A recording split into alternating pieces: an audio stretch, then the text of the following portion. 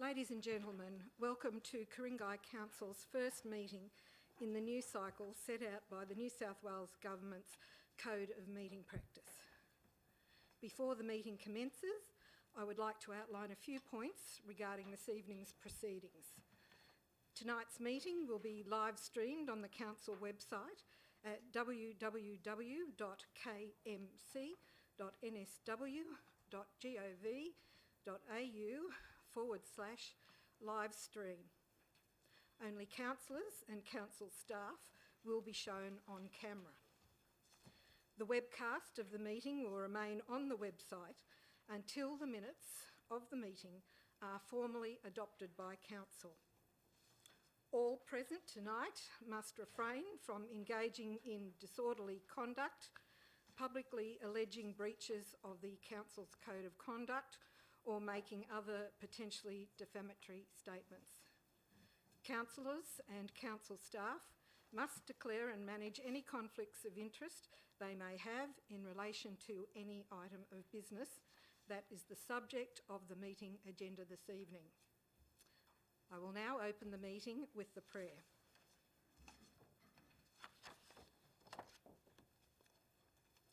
May we, the councillors of Ku-ring-gai, always be aware that decisions we make affect the daily lives of those we represent. May we make these decisions with knowledge and goodwill, respecting the views of others, and may we show ourselves worthy to follow in the footsteps of those who have protected the special qualities of Ku-ring-gai for over 100 years. Amen. On behalf of Council, I recognise the traditional custodians of the land, the Ku-ring-gai people on whose land we meet.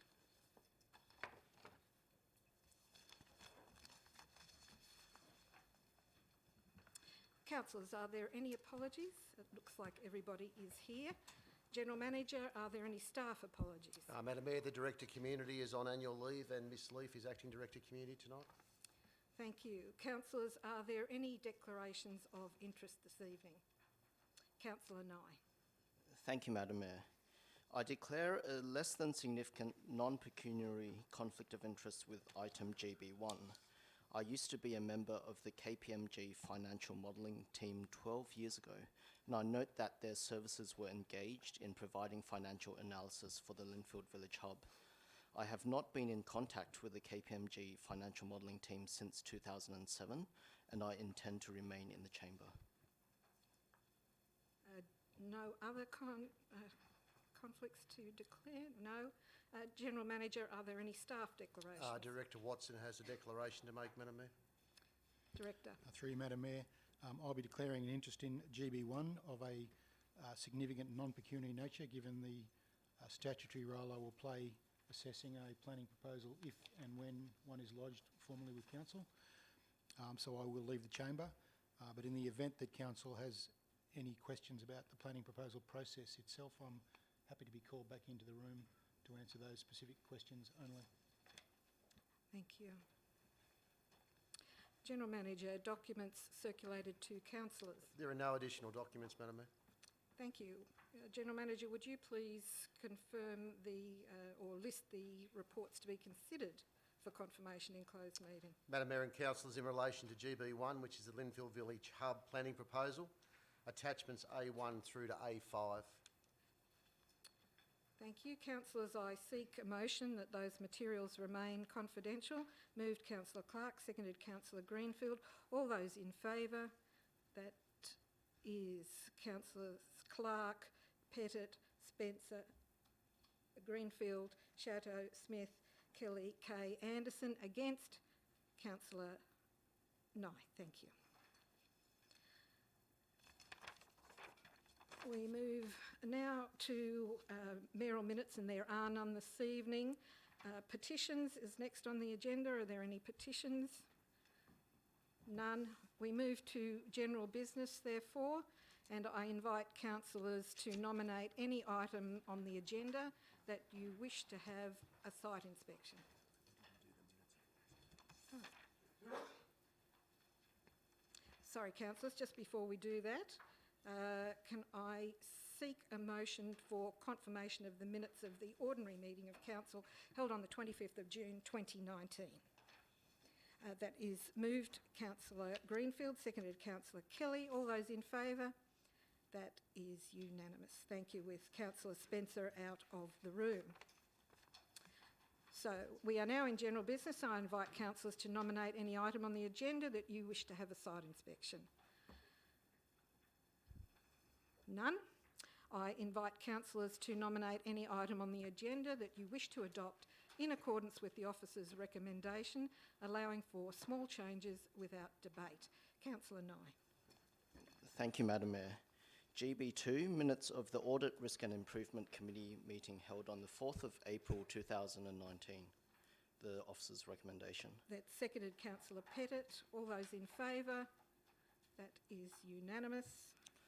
GB3, the investment report as at 30th of June 2019.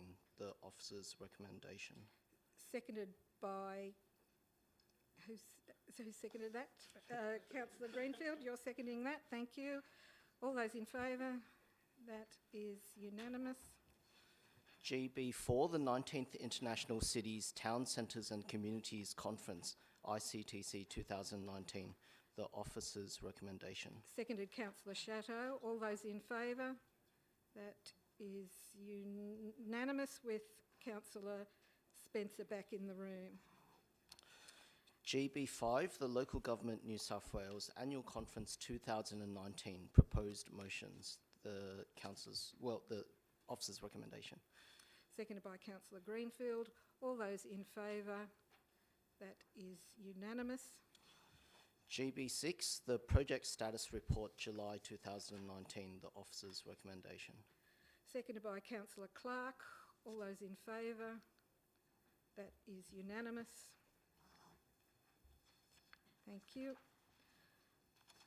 If there are no others, we will turn to GB1, LVH Planning Proposal, and I seek a motion. Yes, we'll just wait while the Director departs the room.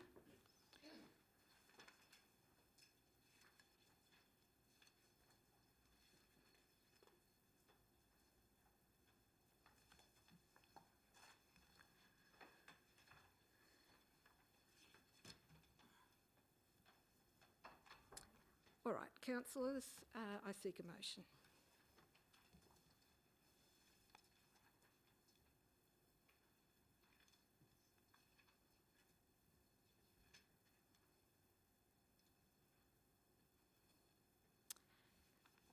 Councillors, is there a motion at all for this item?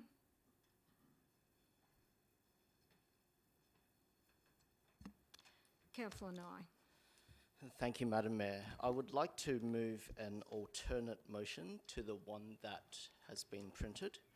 I understand that there should be a file on that computer there, and the password to that file is Linfield 2031. So Linfield space 2031.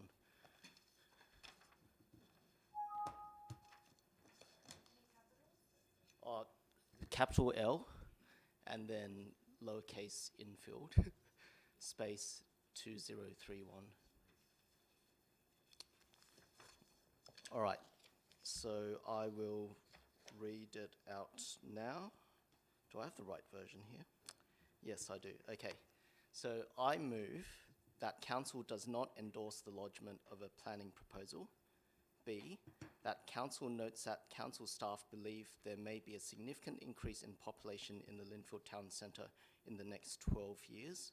C, that before undertaking any further work on designs, planning proposals or tenders of the Linfield Village Hub, a proper conversation must take place with all of the residents of Linfield, East Linfield and West Linfield regarding the future of the Linfield Town Centre. The details of this conversation are listed below. D, that to support the conversation of the Village Hub, council staff are required to produce a document of no more than 12 pages outlining at least 4 scenarios of what it believes the Linfield Town Centre could look like in 2031.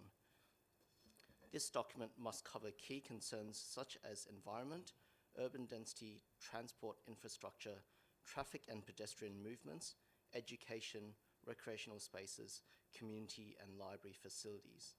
This document will then require approval by Council before being distributed to all Linfield, East Linfield and West Linfield residents by addressed mail, as well as being made available to the public online as part of a community consultation process.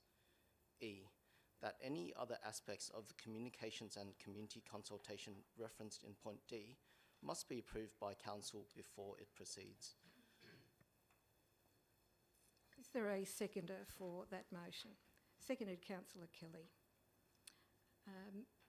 Councillor Clark, you have your light on? No, sorry. That was Councillor Nice, the mover. Councillor Nye, you wish to speak to that motion? Can I ask a question first? You may. So I understand that we've had this Linfield Village Hub project going on for about 6 years now. Are we able to estimate how much we've spent so far on consultants, on architects, on all sorts of things? So how much have we spent to date? Director Marshall. Thank you, Madam Mayor. It would be in the order of $5 to $6 million. All right, thank you very much. That was what I was thinking. Okay, I can start now. So I'd like to introduce myself as a resident of the Roseville ward. My grandparents, my parents, and I myself grew up, well, I grew up in Roseville with my grandparents and parents. Same with my wife. Her grandparents lived in East Linfield. Her parents lived in Roseville. She grew up in Roseville, and now our children grow up in East Linfield as well. And given that we live in Linfield, we live in the Roseville area, I feel as though I do represent the people of Roseville and Linfield when I speak on these matters. And a lot of us, why do we choose to live here? We choose to live here because of the green spaces, the air, the atmosphere, the access to education, the convenient transport. There's a lot of attractive things about the Roseville and Linfield area. Last year, from the ABS statistics, Ku-ring-gai Council was rated as the most attractive council of all of Australia. And similarly, with a health study of Domain, it found that the suburbs in the Roseville ward were some of the healthiest in all of New South Wales.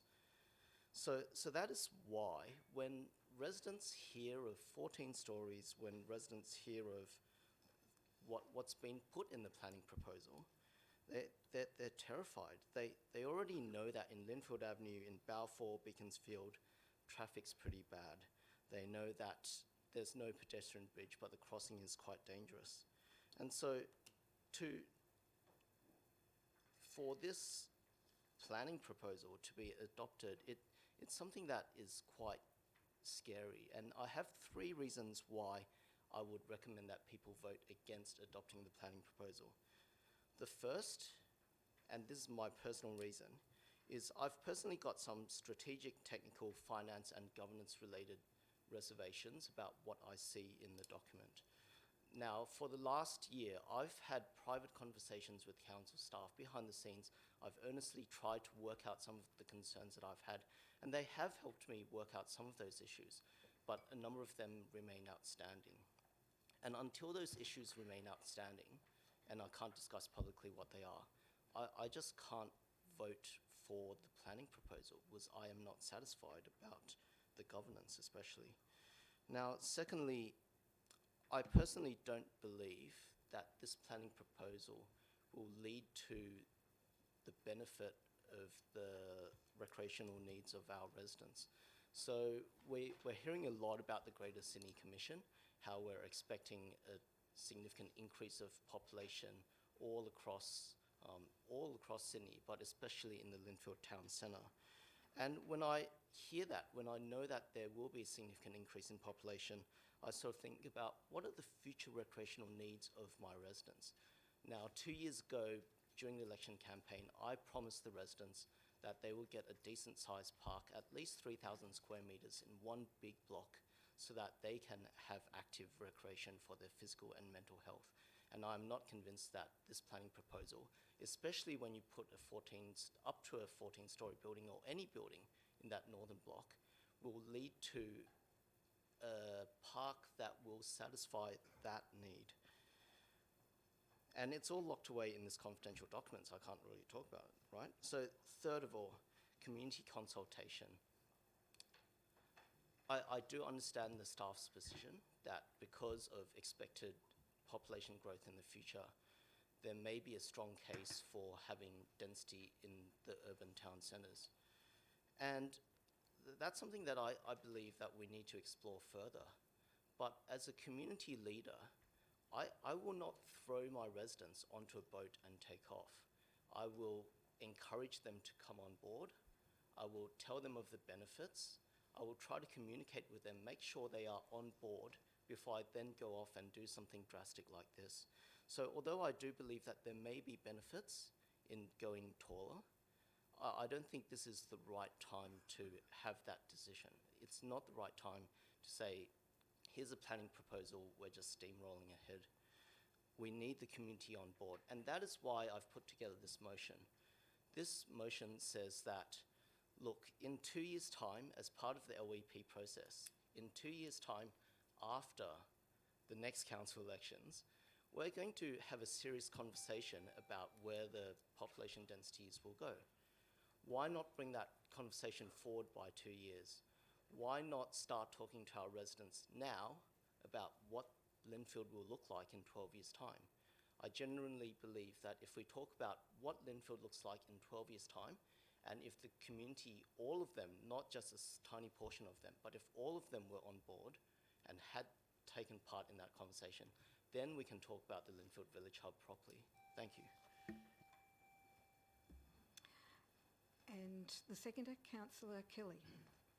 Thank you, Madam Mayor. I rise to speak in favour of Councillor Nye's amendments. When this project started off, I was a very keen supporter of the concept of the Linfield Village Hub, and I was very impressed with the community support for something other than the car park that was originally proposed.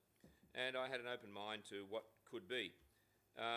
Unfortunately, since that time,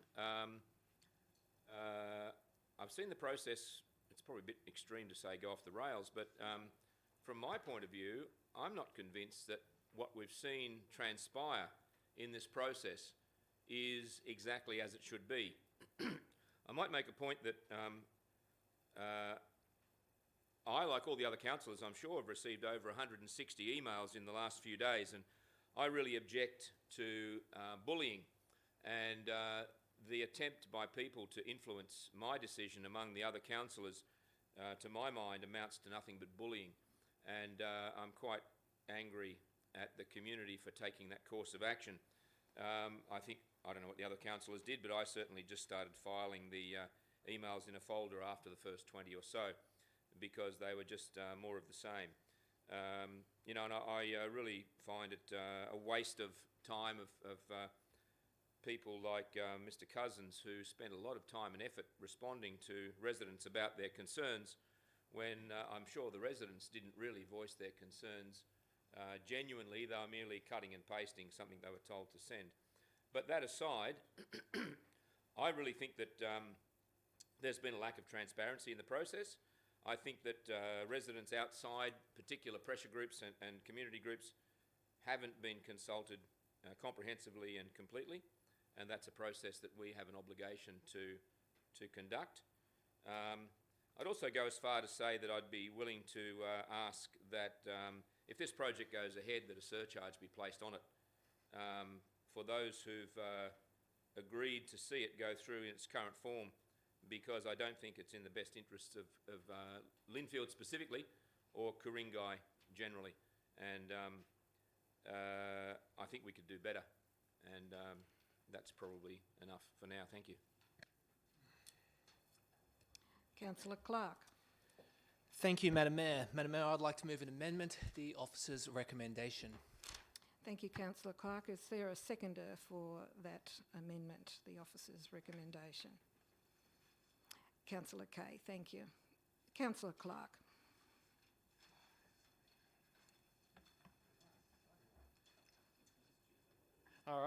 Thank you, Madam Mayor, and it brings me a great pleasure to table this amendment to lodge a planning proposal for the Linfield Village Hub. So over a decade ago, the state government approached Ku-ring-gai Municipal Council with the intent to forcibly acquire the Linfield Village Hub site to build a decked above-ground car park for commuters at Linfield. The community and council pushed back and negotiated, believing that we could deliver a project that both provided the required parking but also much-needed updated community facilities, all to a high level of design excellence, something which I think would be hard to say about an above-deck car park. So framing this discussion, I believe it's important to understand why we have a need for expanded community facilities and housing. The New South Wales State Government Northern District Plan requires the Northern Districts, that's Northern Beaches, KMC, Lane Cove, Hunts Hill, Ryde, Willoughby, Mossman, North Sydney, to accommodate an additional 92,000 dwellings during the period of 2022 to 36. For Ku-ring-gai, the Greater City Commission has specified this to be approximately 800 dwellings every single year. For interest, the LVH will deliver approximately 200 dwellings, which is a quarter of 1 year's mandated supply for housing in the local government area. With this population growth, KMC must be able to handle the increased demand for housing and social infrastructure, and that is exactly what we are doing with our town centre redevelopments, starting with the LVH. By focusing new housing supply around town centres and transport nodes, we can better protect the local environment and family-orientated suburbs by preventing inappropriate mid to high-rise buildings throughout. This further decreases overall car movements thanks to the ease of access to the train line. Personally, I don't own a car. I have no intention of owning a car. I live near a train station, and this is a trend I think we'll see more and more going into the future. Ku-ring-gai has some of the best suburbs in Australia and is a place I've been privileged to grow up in. However, our town centres have fallen to the wayside. They simply do not meet our current community requirements in terms of both amenities and design excellence. The Linfield Village Hub will provide a range of world-class community amenities and facilities, including a 3,000 square metre park, as Councillor Nye was discussing, a 1,000 square metre plaza, cafes and Eat Street, a library 3 times the size of the current library, community facilities, a supermarket-based shopping precinct, and expanded commuter underground parking. A real true revitalisation of an outdated and undercatered town centre. Now, of course, the costs of community facilities are substantive, and therefore to ensure that residents were getting the project which did not negatively impact upon the future operations of council or lead to a total failed build, council resolved for this project to be self-funding. The principle of self-funding is critical to the success of this build and for all future town centre developments. Council has a number of large ongoing financial constraints, including Section 94 co-contributions and a backlog of infrastructure renewal. These financial challenges have to be dealt with, and they are being dealt with through our current financial plans. If these projects are not self-funding, intergenerational debt could cripple this council's ability to provide a wide range of community services and facilities. It's important to furthermore note that when you build a building of this size, it's not just about the cost of the building, it's actually about the ongoing maintenance cost of this site, which on a building of this scope could easily escalate to the millions of dollars per year. We've heard from the community loud and clear that they're concerned to the least to say about increased height, and therefore we've engaged multiple of Australia's best expert consultants to ensure the plans work and are cost neutral. Whilst of course I can't go into specifics of the KPMG and CPRE reports, I can say this project is cost neutral and council will not make a single dollar from this project. It simply pays for itself and nothing more. The height we are proposing is the absolute minimum to deliver this project. It is undeliverable self-funding at 7 stories. Any reduction will lead to the project becoming completely financially unviable and will create generations of intergenerational debt. A key concern for myself as a councillor, who on this council likely impacted the most, given I'm the youngest here by about a decade. I mentioned the consultants earlier. These experts include those from CBRE, KPMG, Probity, architects, urban planners, traffic impact analysis, to name a few. I'm sure our staff are happy to provide a more full list. And all of this has been run with a carefully constructed governance structure, including a major project steering committee made up of experts from council, major projects advisory committee made up of independent experts from backgrounds including finance, banking, construction, who report directly to council, and the council's major projects consultation forum, which is made up of our councillors. Finally, I believe it's important to actually define what we're voting on tonight.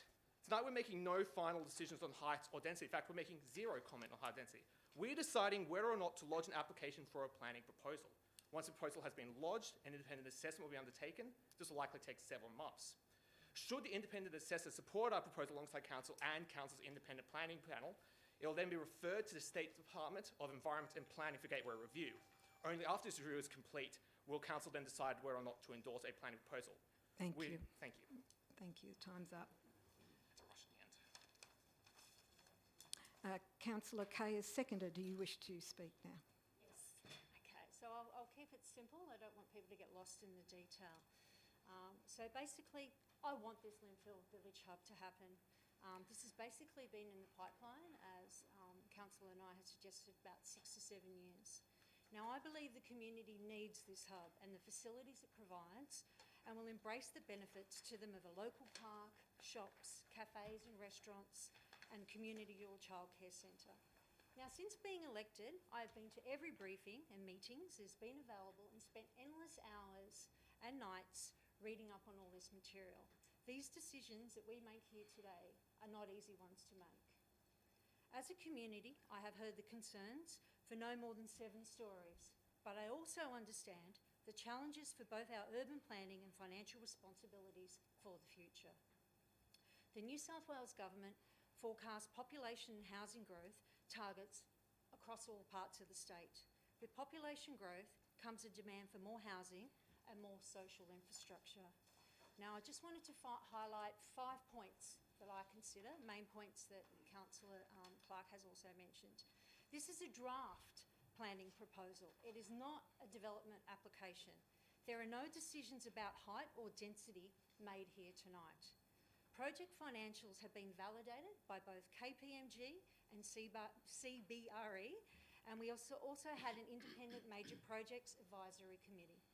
The Linfield Hub needs to be viable and self-funded for it to proceed, so as to not burden future generations. The Greater Sydney Commission has targets that need to be met, the choice being either more widespread as medium density through the suburb, or high-rise nearer to the train stations throughout the entire LGA. Environmentalists agree that high-rise is more environment friendly than urban sprawl. Thank you.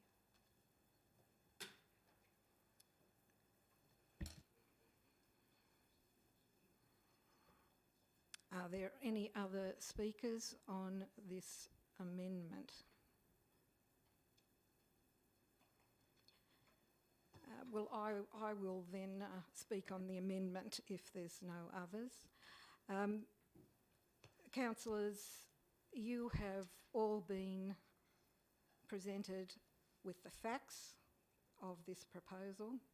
You have also heard a variety of views from residents. And of course, on many matters that Council considers, there are a variety of resident views. And sometimes, as Councillor Kay has mentioned, it can be difficult to find a way through those differing opinions. But your role as an elected councillor is a decision-making role.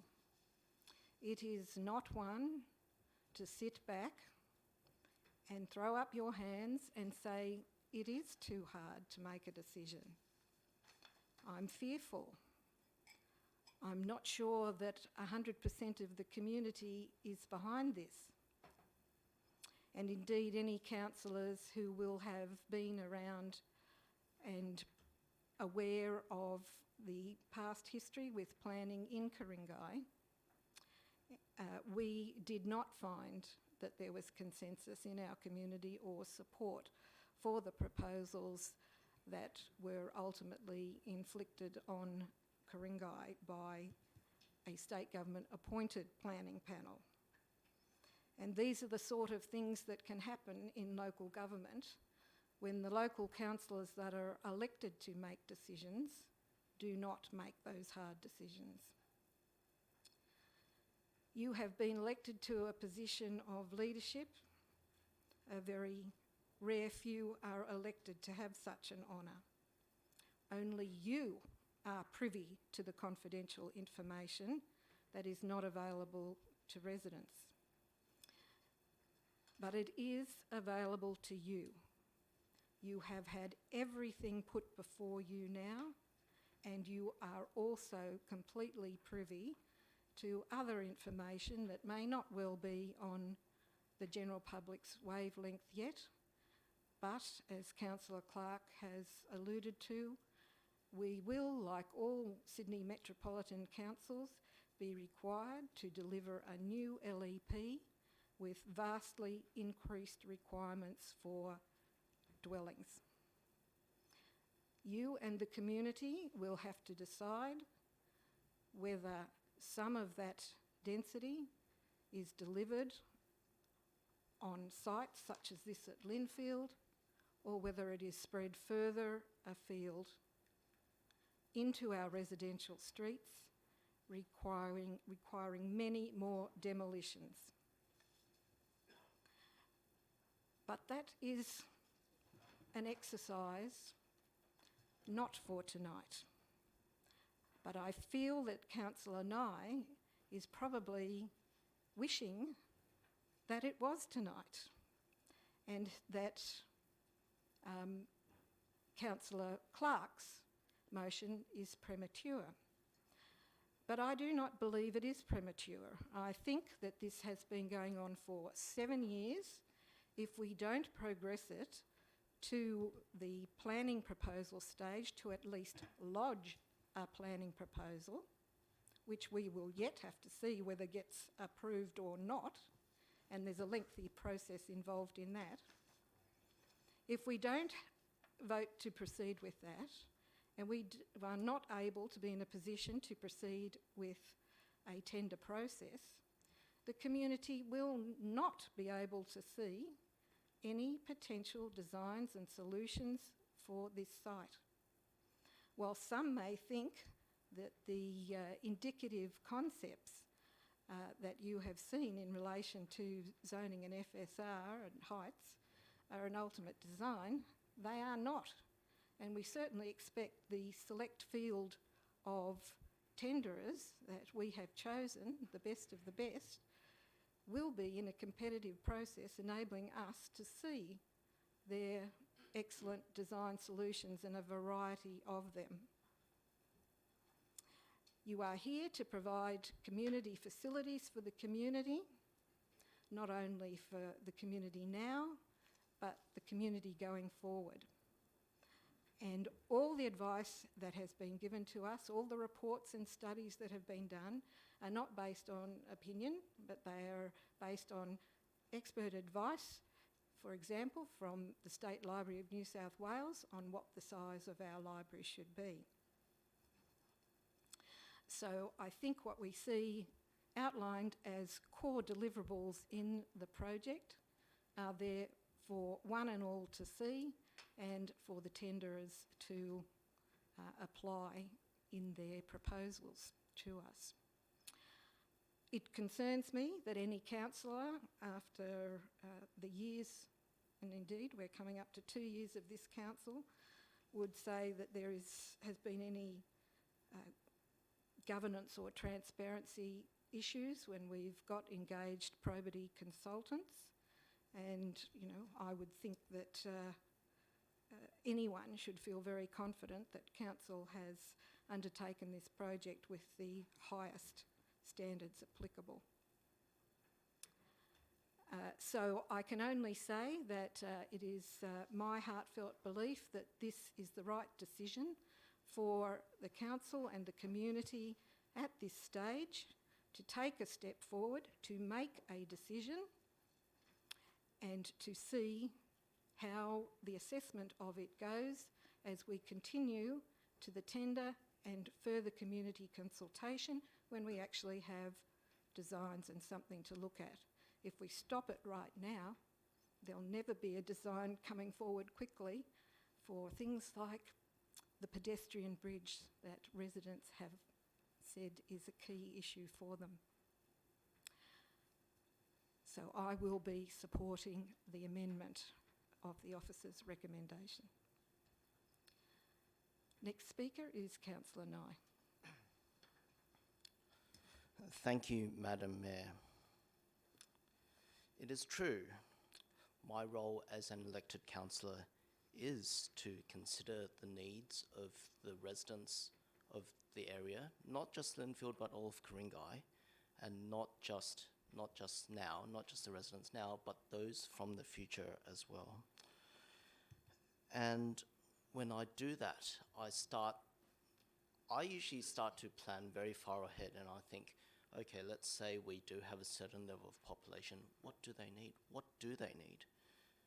One document which does do this sort of work is the Ku-ring-gai Community Facility Strategy Part 1, Library and Communities, which on the 4th of December 2018, we as a councillor adopted unanimously. In this document, it talks about how much library space is needed in each of the major town centres.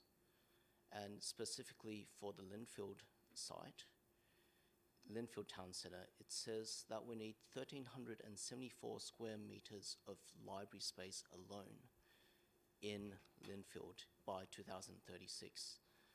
Now, if we're basing a planning proposal on 1,200 square metres, that's already short of what we need in the future. It's already short. And I have, behind the scenes, as just one example, sought for alternatives of enlarging the library site, and no one's taken me seriously. No one's genuinely said, here's some figures for adding an extra level, or here's some figures for reconfiguration so that we can have the extra library site. Similarly, for the park, we're going to have a lot of residents. According to this document, which we adopted unanimously in December last year, the Linfield area alone will have 29,000 residents.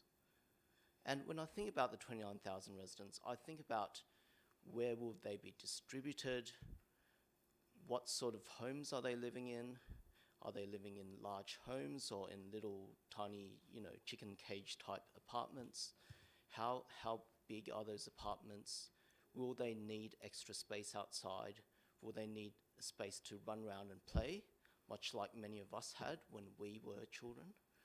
And when I think about all of those things, what's really obvious to me is that in the Linfield Town Centre, we need large open spaces for our residents to enjoy. Now, the current Linfield Library site at 259 to 271 Pacific Highway, I know that I don't want to sell it, but the majority of councillors do, based on, and we could go through that argument again, but that's 5,500 square metres gone. We're replacing that with the Linfield Village Green, which will have 1,750 square metres of green space, and that's sort of okay as well.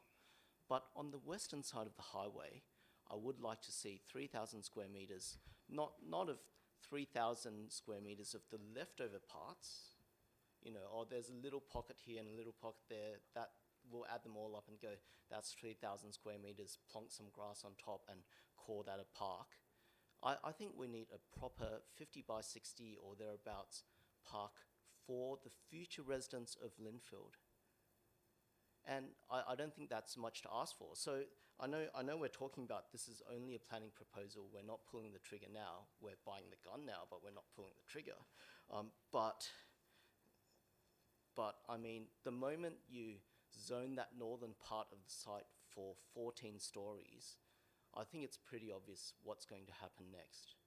So it doesn't matter if it's a planning proposal or a DA or whatever it is, I cannot support this planning proposal, and I would encourage other councillors not to support a 14-storey development on the northern half of this site. Now, I have worked with council staff quite seriously in the background, and I've expressed my views. I've said I'm really concerned about this, can you help out? Sometimes I get council staff saying, yeah, I'll produce the numbers for you, or sometimes I'm in briefings and I raise a question and people laugh it off. And you know what, like that is kind of frustrating, that as the ward councillor, if I've got a serious question to represent the interests of my people, that I don't get an answer for it. And when I get that sort of response, I take it that you don't need this ward councillor's vote to get the planning proposal across the line. Thank you. Councillor Clark. Thank you, Madam Mayor. A question to Councillor Nye. Councillor Nye alluded that it was pretty obvious what was going to be occurring if we built 14 stories there in relation to a 3,000 square metre park. given the planning proposal does not, in fact, discuss any final designs, I'm curious in what is, in fact, pretty obvious about this design. Question for you, Madam Mayor, to Councillor Nye. Councillor Nye. Thank you, Madam Mayor. So that red area in Table 1 of GB1, the red area marked as V2, that, according to the master plan in 2015, and which also happened to be the green space in a certain unsolicited proposal, that was meant to be our park. Now, if you build any structure there whatsoever, whether it's 14 stories, 10 stories, 7 stories, or 2 stories even, that park is gone forever. That 3,000 square meter park is gone forever. And yes, you can use all sorts of creative accounting to shift bits of green here and there and call it 3,000 square meters all up. And I can't talk about the details in this confidential attachment, but you can shift it all you want. But we will no longer have a large open space near the Linfield Town Centre for our residents to enjoy. And instead they'll have to go to Two Toners Reserve 15 minutes away, or Little Soldiers Park 15 minutes away, or Linfield Village Green, which isn't really designed as a park, it's more of a village green. So yeah, that's where I get the 3,000 square metres, the park is gone idea from. Councillor Clark. Thank you, Madam Mayor. A question again through you to Councillor Nye. Councillor Nye, are you aware we are not in fact discussing the final plan/design of the Linfield Village Hub at this stage? It seems like you are, well, putting the horse before the cart, to say it. You seem to want to discuss the final design. Just a question. Sorry, a question, of course, through to you. Are you aware what we're actually discussing tonight? Councillor Nye.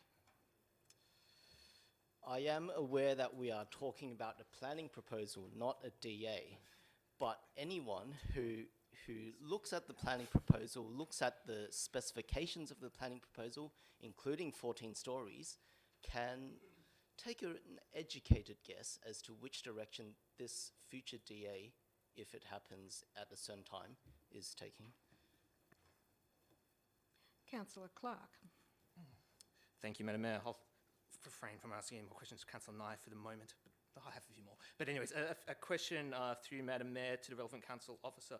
I discussed the principle of self-funding with this amendment. I was hoping for you, Madam Mayor, to the relevant officer about why council in fact resolved for these projects to be self-funded, the financial requirements upon council in regards to, for example, Section 94 co-contributions, infrastructure renewal, etc. Thank you, Councillor. Director Marshall. Thank you, Madam Mayor. So looking at the wider context of council's finances, we have to contain our expenditures within revenues. We have to renew our infrastructure assets before they are all consumed. We need to maintain assets to appropriate standards, and we need to renew our assets and minimise backlogs. So looking at that on a smaller scale, such as the Linfield Village Hub project, we need to achieve the same things on that smaller scale in order to not detrimentally impact on the overall council financial position. And as it stands, we currently don't meet all the benchmarks for financial sustainability, in particular with regard to infrastructure backlog and infrastructure renewal.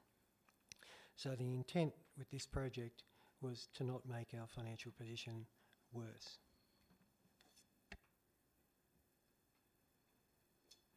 Councillor Nye. Thank you, Madam Mayor. I've got a few questions to the relevant officer. So when I read the council report, we note under the key findings, point number 2, that in March 2019, a survey was conducted where the preferred height by residents was 7 stories. Is there any reason why we cannot see the results of the survey in a public document? Mr. Douglas.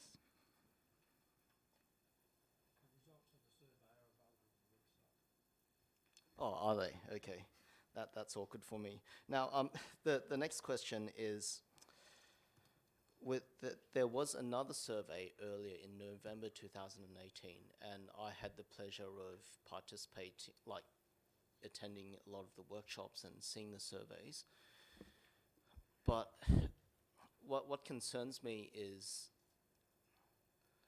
there a reason why during those workshops we didn't vocally, we promoted the Village Hub, but we didn't actively tell our residents that the current Linfield Library site at 259 to 271 Pacific Highway was going to be sold, and that not much of the proceeds would directly go towards the project. Mr Douglas, do you wish to answer that one? Thank you, Madam Mayor. The subject of the sale of the Linfield Village Hub site has previously been debated by Council. Sorry, can you just elaborate on the question again, please? Well, in other words, in these surveys in November 2018, it found that most residents supported 10 stories, but it was based on the assumption that 10 stories was what was required for the project to be self-funding. Now, I certainly believe that if we gave the residents the full story, that, oh, by the way, we're selling the Linfield Library site nearby, and that money's not directly going to the project, then it'll change their perceptions of self-funding. And so the way you frame a question, the way you frame a survey influences the outcome. So is there a reason why we withheld that information from our residents? The information hasn't been withheld from the residents. The intention of the proceeds from the sale of that site is clearly described in the long-term financial plan, which is available on the website, and that is that there be a reserve fund for all the major hub projects going forward to protect the council's financial position. So just to clarify, in those workshops that I attended, where it was actually good that a lot of the attendees had not been actively involved in the project. That was a good part of it. We just assumed that these residents would go on the website and look up the long-term financial plan.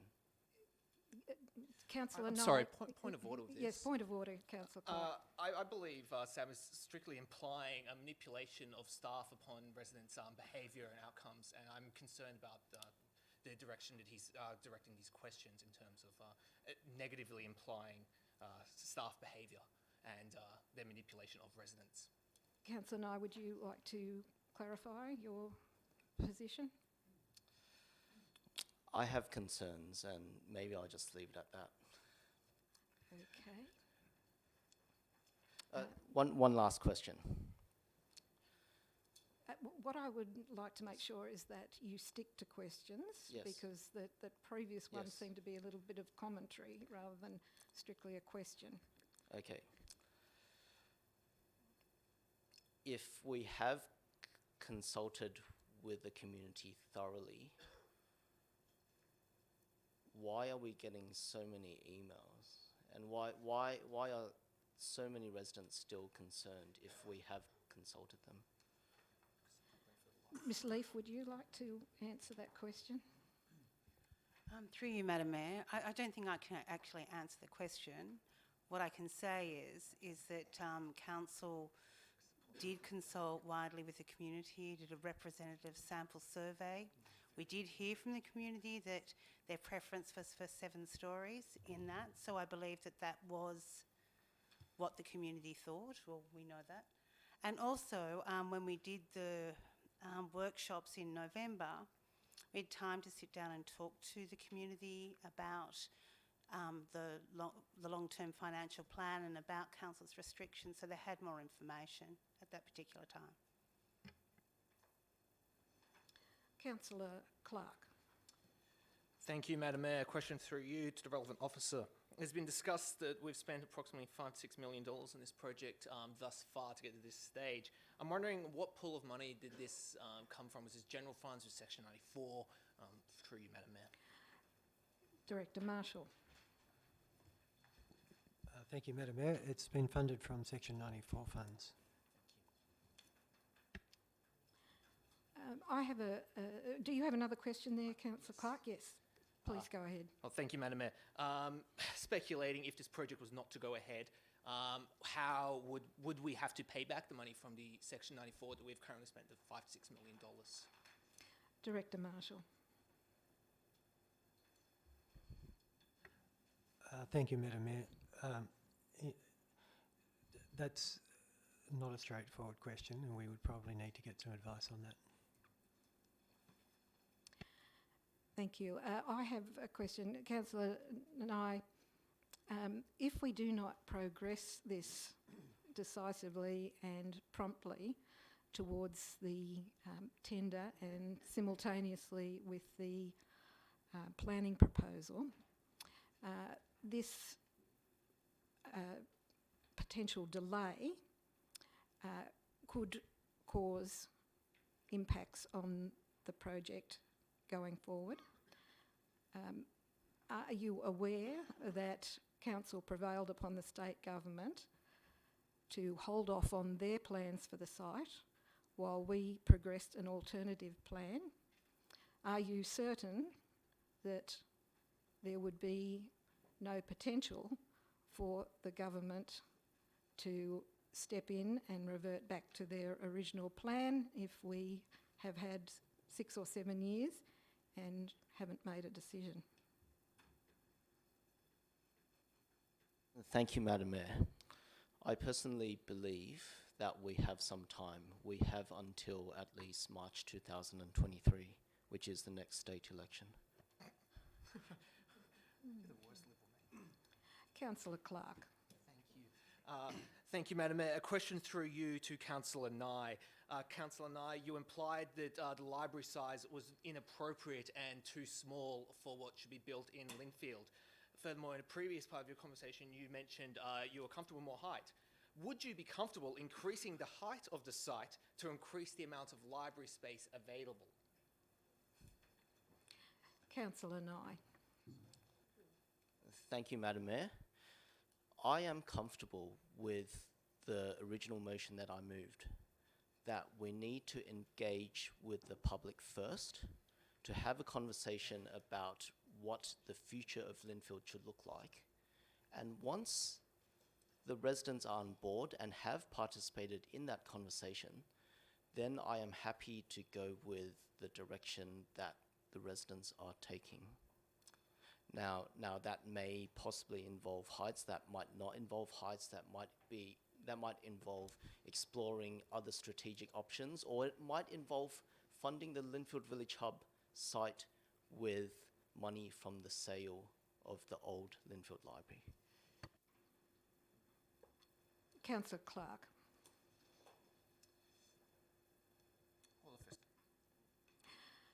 I have a question to the General Manager, particularly as Director Watson is not in the room. Would you be able to comment on the expectations of the motion? Because in part it concerns me that perhaps what Councillor Nye is indicating that he wants to know might be something that is better done within a local environment plan process.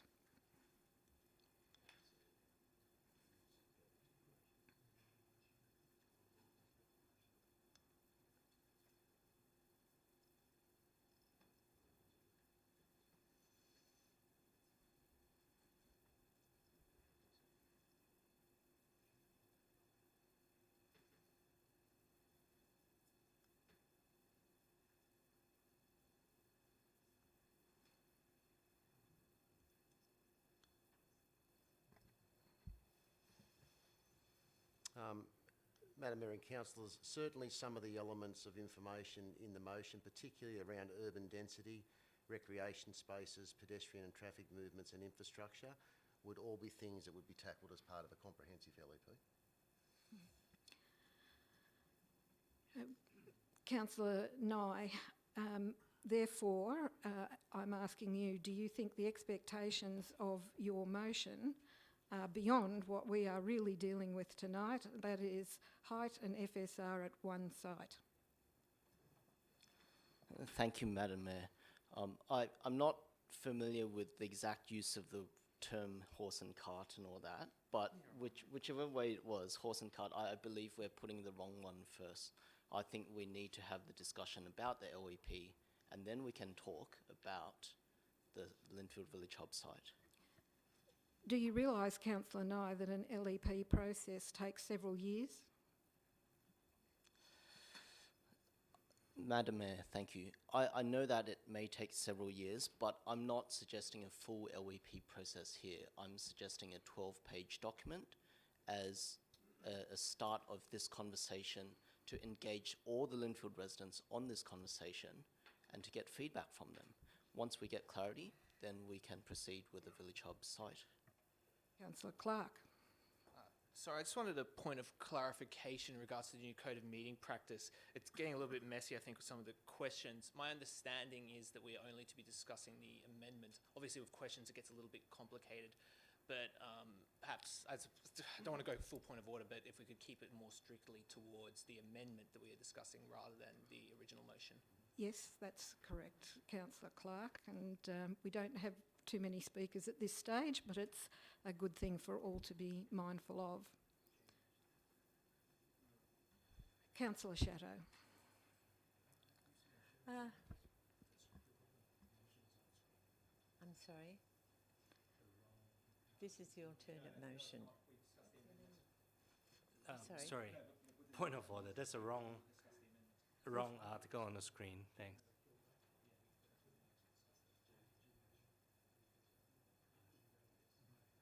Do you just mean the title or the wording? Councillor Spencer. There's a point of order from Councillor Spencer. Thank you. As what Councillor Clark has alluded to, we should be discussing the amendment, and that one from Councillor Nye is the original motion. Yes. So You'd the wrong like the item amendment on the screen? Is that what you're saying? Yes, because there's a wrong one on the screen. Thank you. Thank you, Councillor Spencer. Councillor Shadow.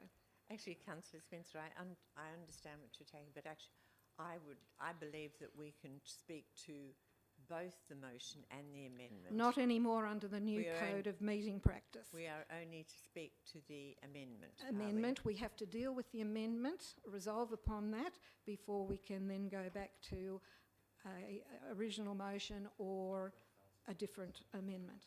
Right, thank you, and thank you for pointing that out. Councillor Spencer. I notice that not very many of us are speaking tonight. And I think it's because it's such a complex issue, and it seems the more we speak about it, the more complex it becomes. For me, the issue has always been, and the reason that unfortunately I can't support the officer's recommendation, is that when I first became a councillor, there was an issue here about 5 stories. We had to struggle with 5 stories in Ku-ring-gai. Just a few years later, we're suddenly looking at 14 stories. We had a situation in Linfield where there was a state government initiative, I think it was the Premier's Part 3A, which gave us the higher density in Linfield on the east side. And nobody was happy with that. Nobody was sort of happy with the fact that the developer had gone to the Land Environment Court and got extra stories. And I would hate to see something like that happen on the west side as well. I think all the residents know what's happened on the east side of Linfield, which is that we have a great Harris supermarket, we have a lovely coffee shop, but we have terrible parking problems. The bridge under the highway onto the Pacific Highway, the bridge from East Linfield onto the Pacific Highway is an absolute nightmare. Nothing has happened with the infrastructure. And what I can't see with this recommendation, and I know we're only looking at a planning proposal, but when you look at the fine print, which I did before I came tonight, we're not looking at, for a long time, into any infrastructure to support this. And I think to look at such a huge development on the west side of the highway is just too much for people to cope with. Frankly, I find it too much to cope with. I mean, the thought of all of these buildings, underground car park, traffic issues is just mind-boggling. I'm sorry we've actually had to pay $5 to $6 million on consultants, and I'm sure the money's been very well spent. But I just feel as though this whole development has got away from us, from what was the original plan. We're looking really at high-rise versus urban sprawl. I did notice that in the documentation that we have, and I think it was in a summary of what this was all about. I noticed that we were told that 7 stories was what residents preferred. 7 to 10 stories was what, but the problem was that for that height, it couldn't be self-sustaining. I do notice that one resident, I thought, wrote a very sensible email in which he said, if you can't sustain it, if you have to put 14 stories up to sustain this development, why not move it to a scale that is sustainable with 7 to 10 stories, with 7 stories? And really, I think that's where I sit. If it's going to cost so much money, and we know that even that it's the smallest height is 14 stories. Smallest height is 14 stories that will make it self-funding. It could be, who knows, 15, 16 stories. I don't know quite what these, how this FSR is going to stretch. If that's the case, in order for it to be self-funding, I mean, I just think there are too many questions that remain unanswered that I couldn't support this for. Councillor Clark. Thank you, Madam Mayor. A question for you to Councillor Chateau. She just implied that Councillor Chateau, apologies, actually. Councillor Chateau just implied that the FSR could stretch the building to 15, 16 stories. Councillor Chateau, are you aware that in the motion we're moving, it limits it to 49 metres and the FSR would have no impact on the height beyond 49 metres? Councillor Shadow. I don't think I was implying that it could stretch straight away, but knowing how developers manage to wangle their way around these things in Land and Environment Court, in all sorts of ways, that it's just possible that it could go higher. I mean, this is what we're doing here is indicating what we would accept. Councillor Clark, do you want to ask a question, follow up on that? I'll hold off for now, thank you, Madam Mayor. Can I ask a question on that to perhaps Mr. Douglas? Would developers of this project be able to increase the height without council permission to do so and change the zoning without our permission? Thank you, Madam Mayor. The height for the development will be limited by that agreed in the planning proposal and the LEP amendment. For an LEP amendment to be successful, it would have to be agreed by the council. Thank you. Are there any other speakers on the amendment? Councillor Kelly. Yes, Madam Mayor, just one addition to what I said earlier, and it slipped my mind. Through this process that we've been going through, I've been quite surprised at how many residents who are not in Linfield who've expressed concern about not being kept in the loop. And this is not a criticism, it's just an observation that even today I met with a group of residents in Wurrunga, and which is obviously not my ward, and I'll take the slings and arrows for that later, but they expressed concern about what's going on with the Linfield Village Hub. And I was quite surprised that people who are not geographically proximate to Linfield Village Hub express interest and concern about what's going on because they've been left out of the consultation loop. Now, I'm not saying that we should canvass all of Ku-ring-gai, but just to pass on to those who do this sort of stuff, that there are residents further afield than just the immediate area of places like the Linfield Village Hub, because we may find this again with Turramurra and Gordon in the future, that we may want to extend our consultation beyond just the immediate vicinity. because there seems to be, in my experience, quite a lot of active interest across Ku-ring-gai for what's going on. Thank you. Councillor Greenfield. Thank you, Madam Mayor. Councillor Kelly's question to the relevant director, my understanding is that we have all the Linfield Village Hub information up on our website for all residents to be able to view. Is that correct? I believe that is correct, but I will ask Ms Leaf to confirm that. Yes, that is through you, Madam Mayor. That is correct. We also do send out e-newsers, which go out to the whole of the council area. We do specific e-newsers to people that have opted in from Linfield. However, we do try and go across the whole organisation, but we have done specific work with Linfield, Kalara and Roseville on this matter. Thank you. One other question, Madam Mayor, to the relevant director.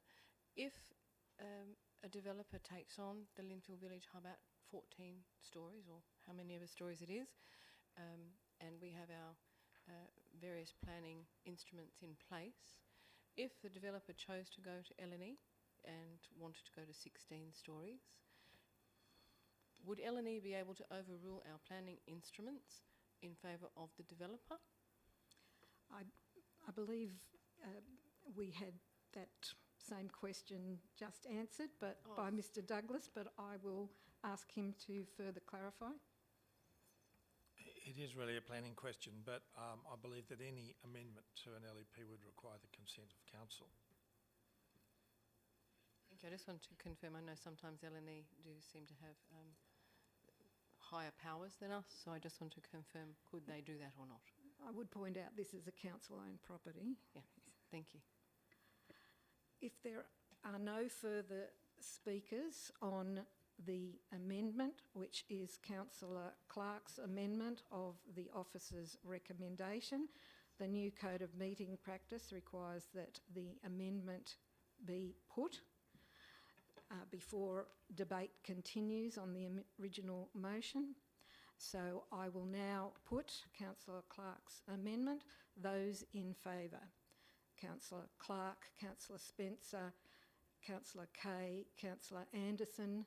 Against: Councillor Nye, Councillor Pettit, Councillor Greenfield, Councillor Shadow, Councillor Smith, Councillor Kelly. That is lost. We resume debate now on the original motion. Councillor Clark. Thank you, Madam Mayor. Madam Mayor, I would like to move an amendment. Thank you. I'd like to move an amendment that council defers lodging a planning proposal for a period of 3 months, allowing for further community and councillor consultation. And I seek a seconder. Seconded, Councillor Kay. Councillor Clark, do you wish to speak to that? Thank you, Madam Mayor. I would like to speak briefly. Unfortunately, I hadn't prepared a speech like I had for my original motion.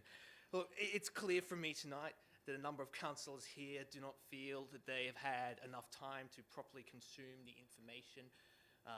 So I'd like to provide councillors with an increased period of time to digest the information, to discuss with relevant council officers for the planning proposal, such that we can further consider it. It seems like there's been a number of implications from select councillors about issues with governance and transparency, which I am highly concerned about. I would think that with all the measures we've put in place with our probity consultants, with our various governance structures, that we would not have these issues for councillors. However, I believe over a period of 3 months, we'd be able to flesh out the exact issues that, for example, Councillor Nye has with our governance, the exact issues that Councillor Nye has with our transparency. And then we can come back to this discussion. So I think that is a good move forward for this project at this stage if council, as we have decided, we are not willing to go forward with the officer's recommendation at this point in time. Thank you. Thank you, Councillor Clark. Councillor Christine Kay is seconded. Do you wish to comment on that? I reserve my right to speak. Reserved, thank you. Councillor Spencer. Thank you. I would like to speak in favour of this amendment. It is an amendment, isn't it? It is. Thank you. For several reasons, practical reasons. As you know, I chair the traffic committee, and it's on almost a daily basis that we are faced with traffic problems, parking, commuter parking, residence parking, and so on. Now, high rises at train stations is really the best solution rather than having small blocks of 4 or 5 story apartments, let's say, along residential areas further away from the stations. And I have discussed this several times with my residents in Wahroonga, for instance, and I, in fact, did say that I'm in favor of high-rises along train stations. And if I could remember, it's on my How to Vote card or one of my flyers, that I prefer to see high-rises closer to train stations for those reasons. Then we don't have to worry about driving to the train station, for instance, from an apartment that may be in North Tarahumara, let's say. Or we might have 3 or 4 4-story buildings in North Tarahumara. Imagine how the traffic is going to be. Sorry, Councillor Spencer, may I please ask you to pause there? We are dealing with the amendment on deferral. Correct. So we need to very Yes. closely be relevant to Thank that you. rather than broad issues about Thank you. heights and transport. And the reason why I may be a little bit long-winded, I'm sorry, is because I'm double-minded. I'm double-minded between supporting the high-rise and, again, residents' survey results suggesting that 7 stories is what the residents would tolerate, and that is consistent with an earlier survey that was conducted by Support Linfield. And therefore, I'm speaking in favor of this to be delayed so that we can address all those issues. And some of those issues that I've said earlier, and of course, Councillor Ngai and Councillor Clark have gone through all those issues. So we have spent a lot of money, for $6 million, perhaps. If we push this forward for 3 months, according to what's printed out there, Council defers lodging a planning proposal for 3 months to allow for further consultation. This would probably be a much better move than scrapping the project entirely. Thank you. I'm sorry, it's not project. You understand what I'm saying? It's the LSP. Thank you. Understand. Thank you, Councillor. Councillor Clark. Thank you, Madam Mayor. A question through you to the relevant officer. With this amendment, I'm interested, would council staff be able in this period of time to be organise discussions in relation to governance structure and transparency issues that councillors have raised? I'm quite interested in having those issues addressed so we can move forward with this project. Mr Douglas? I think we'll be able to answer any questions within that period of time.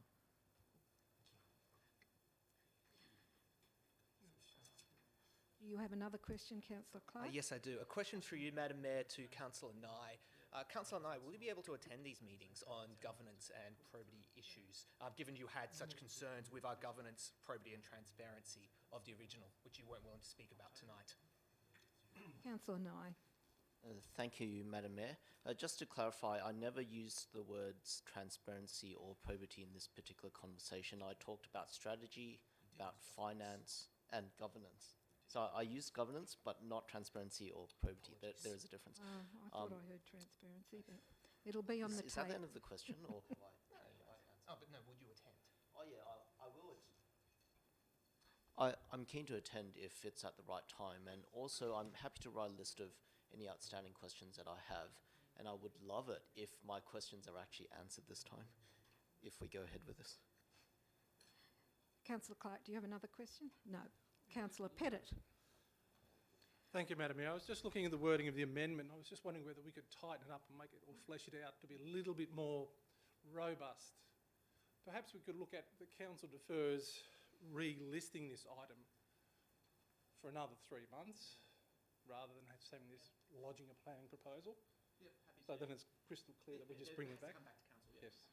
So the general manager might be able to reword that a little bit more robustly, and possibly if we could include that there be 2 briefings on the LVH. Many as they want. Yep. So I'll leave that. Yeah, more to merrier. Yep. Sorry, Madam Mayor, I believe, sorry, but I believe Councillor Pettit effectively, the intention is for the motion to come back to Council. Yes. We'll just tighten that up.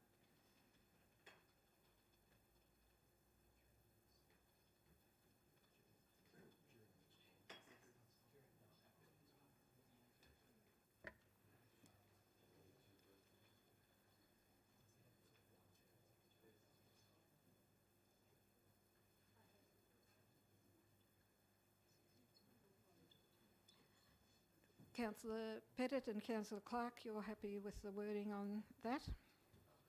Can I suggest one very minor, that there'll be at least 2 briefings? If you want to have more, Yes. power to you. Yeah. A minimum of 2 briefings. Thank you. I might just ask a question of the staff as to any implications time-wise on this for a 3-month delay for a planning proposal and the tender process, what that might mean. Thank you, Madam Mayor. Takes us quite close to Christmas. Our intention had been, had we got a resolution tonight on the lodgement of the planning proposal, that we would seek to go to tender in September. If we don't proceed with lodging a planning proposal tonight, then we don't intend to go to tender until such time as the planning proposal is lodged. So that would have the effect of leaving us inadequate time to bring a tender in before Christmas. We would probably therefore, depending on the date that we actually went to tender, that would throw us into maybe the first quarter or possibly the second quarter of next year. We wouldn't be in a position to do a proper evaluation until after the council election, so it would have fairly significant impacts from a tender point of view. I also note that our panel of 5 selected tenderers have been extremely patient in waiting for us to issue the tender. They've been regularly in contact with us, seeking updates on when they might be asked to submit a tender on the project. I'm concerned that further delay may cause them to lose confidence in the project or in the council's ability to deliver on the project. So they would be my concerns. Thank you. Thank you. The next speaker is Councillor Kay. Okay, this through you, Madam Mayor, to Councillor Nye. You talked about some governance issues that you had spoken to council staff about that haven't been addressed. Would it be worthwhile for us to go into a private session to address those, as you did indicate that you were being ignored by staff? It's just a perfect opportunity to put some clarity on that rather than delaying it any further. Councillor Nye. Thank you, Councillor Kay, for your concern. I've got a number of concerns, right? So it's not something where we can just resolve it by going into confidential session, sorting it out, and then popping out, and then we're done. It's going to take a little bit more than that. I do have a few concerns though, and yeah, I think it's better to hold off. Like, I'm happy to later on this week when I'm re-energized, right, to write down a list of here's a few things we need to explore and consider. Councillor Smith. Thanks, Madam Mayor. I question the point on, well, actually the director actually answered it probably for me as well, in stating that it's going to be an issue and it's going to throw it back to after the election in any case, that this council doesn't even deal with it. So again, I'd probably question why we look at this amendment considering that time, and ultimately, are we just wasting more time? I think the issues that I can see here are that we originally 3 years ago, well, the council prior settled on 7 floors, and we're now faced with 14 floors. So I think that's probably one of the things we need to get past. The other thing that we've actually got is the point that you raised, Madam Mayor, is that we're in the process of looking at doing an LEP, and I do believe, in putting in the correct words, that we're putting the cart in front of the horse in this nature. I believe that the LEP does need to be done and would make it a much easier decision when we're sitting there looking at planning proposals.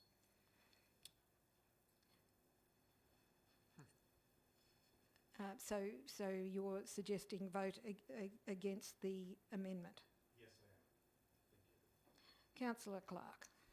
Thank you, Madam Mayor. A question through you, perhaps to Councillor Smith. It was implied that this is, in fact, delaying the inevitable. Clearly, I think this is delaying 3 months, while the original motion is indefinite delay. Would you not say that this is faster than the original motion? Through you, Madam Mayor. Madam Mayor, I don't think... Sorry, Councillor Smith. Sorry, thank you. Madam Mayor, I don't think Councillor Clark listened to the Director and explained that it would actually be in front of the next council next time, and we're not even the council that would be making the Sorry, decision. point of order. I believe that's a misrepresentation of what the Director said. If you would both be seated, I will ask for clarification from Mr Douglas. If the 3-month delay were introduced into our program, I believe we wouldn't be going to tender in sufficient time to resolve a tender before the next council election.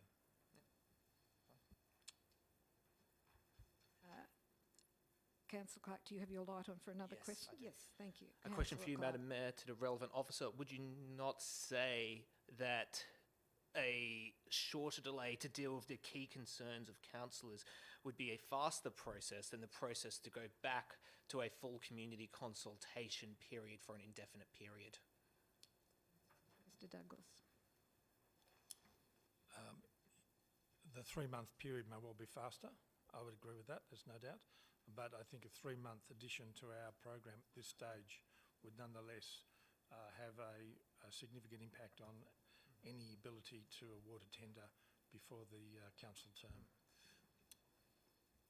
And another question. Another question, Councillor Clark. Would you say that an indefinite delay would have an impact on the proposal to go forward to tender? For you, Madam Mayor. Thank you. Would you like to answer that, Mr Douglas? An indefinite delay would have an indefinite effect on the ability to go to tender. Councillor Nye. Thank you, Madam Mayor. I've got a question to the relevant director. So 2 or 3 months, my understanding is it's to sort out some issues, which would be fantastic, but also to get community more engaged. So what can we do in the next 2 to 3 months to actually get the community on board, especially if we've already dissolved the reference committee? Like what measures can we take to get more of the residents on board with this process?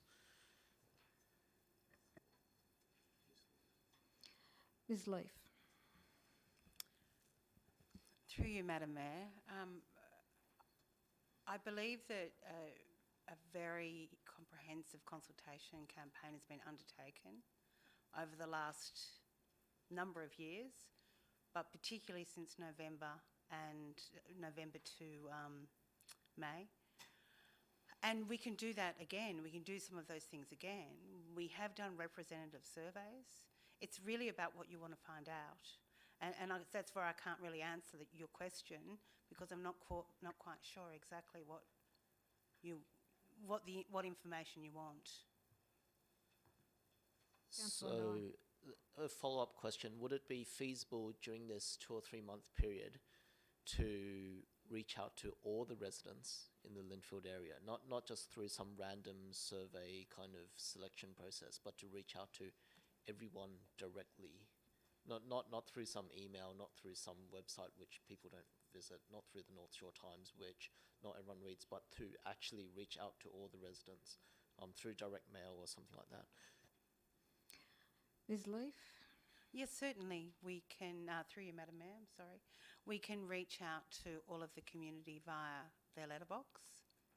That's something that we do and we have done in the past. We'd have to come back to council with a revised budget for that, of course. And just to clarify, is it possible to reach out through direct mail rather than sort of junk mail? Ms Leaf? Yes, through you, Madam Mayor, we can directly address letters through our database to the homeowner. So it doesn't say the homeowner, it says Mr. and Mrs. Smith at this particular address. Whether they read it, you know, that's something I can't tell you. Councillor Kelly.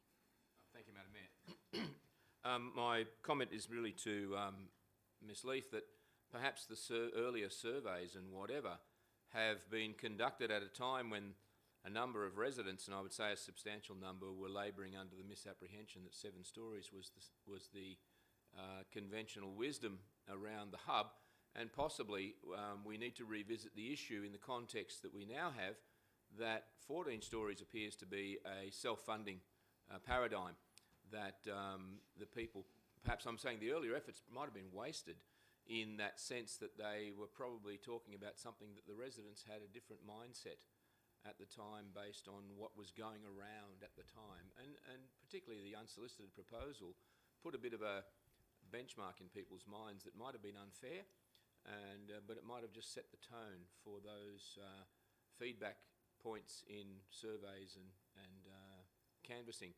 And I take the point, as you say, direct mail through the rates notice or some other way might be more effective, because a lot of people, you know, the demographics of Ku-ring-gai, a lot of people don't access things on the council website, and those people are decision makers like anybody else, and they've got lots of free time to complain and spread the word. So I'm thinking perhaps the paradigm shifted since the earlier surveys were conducted. We'll take that as a comment.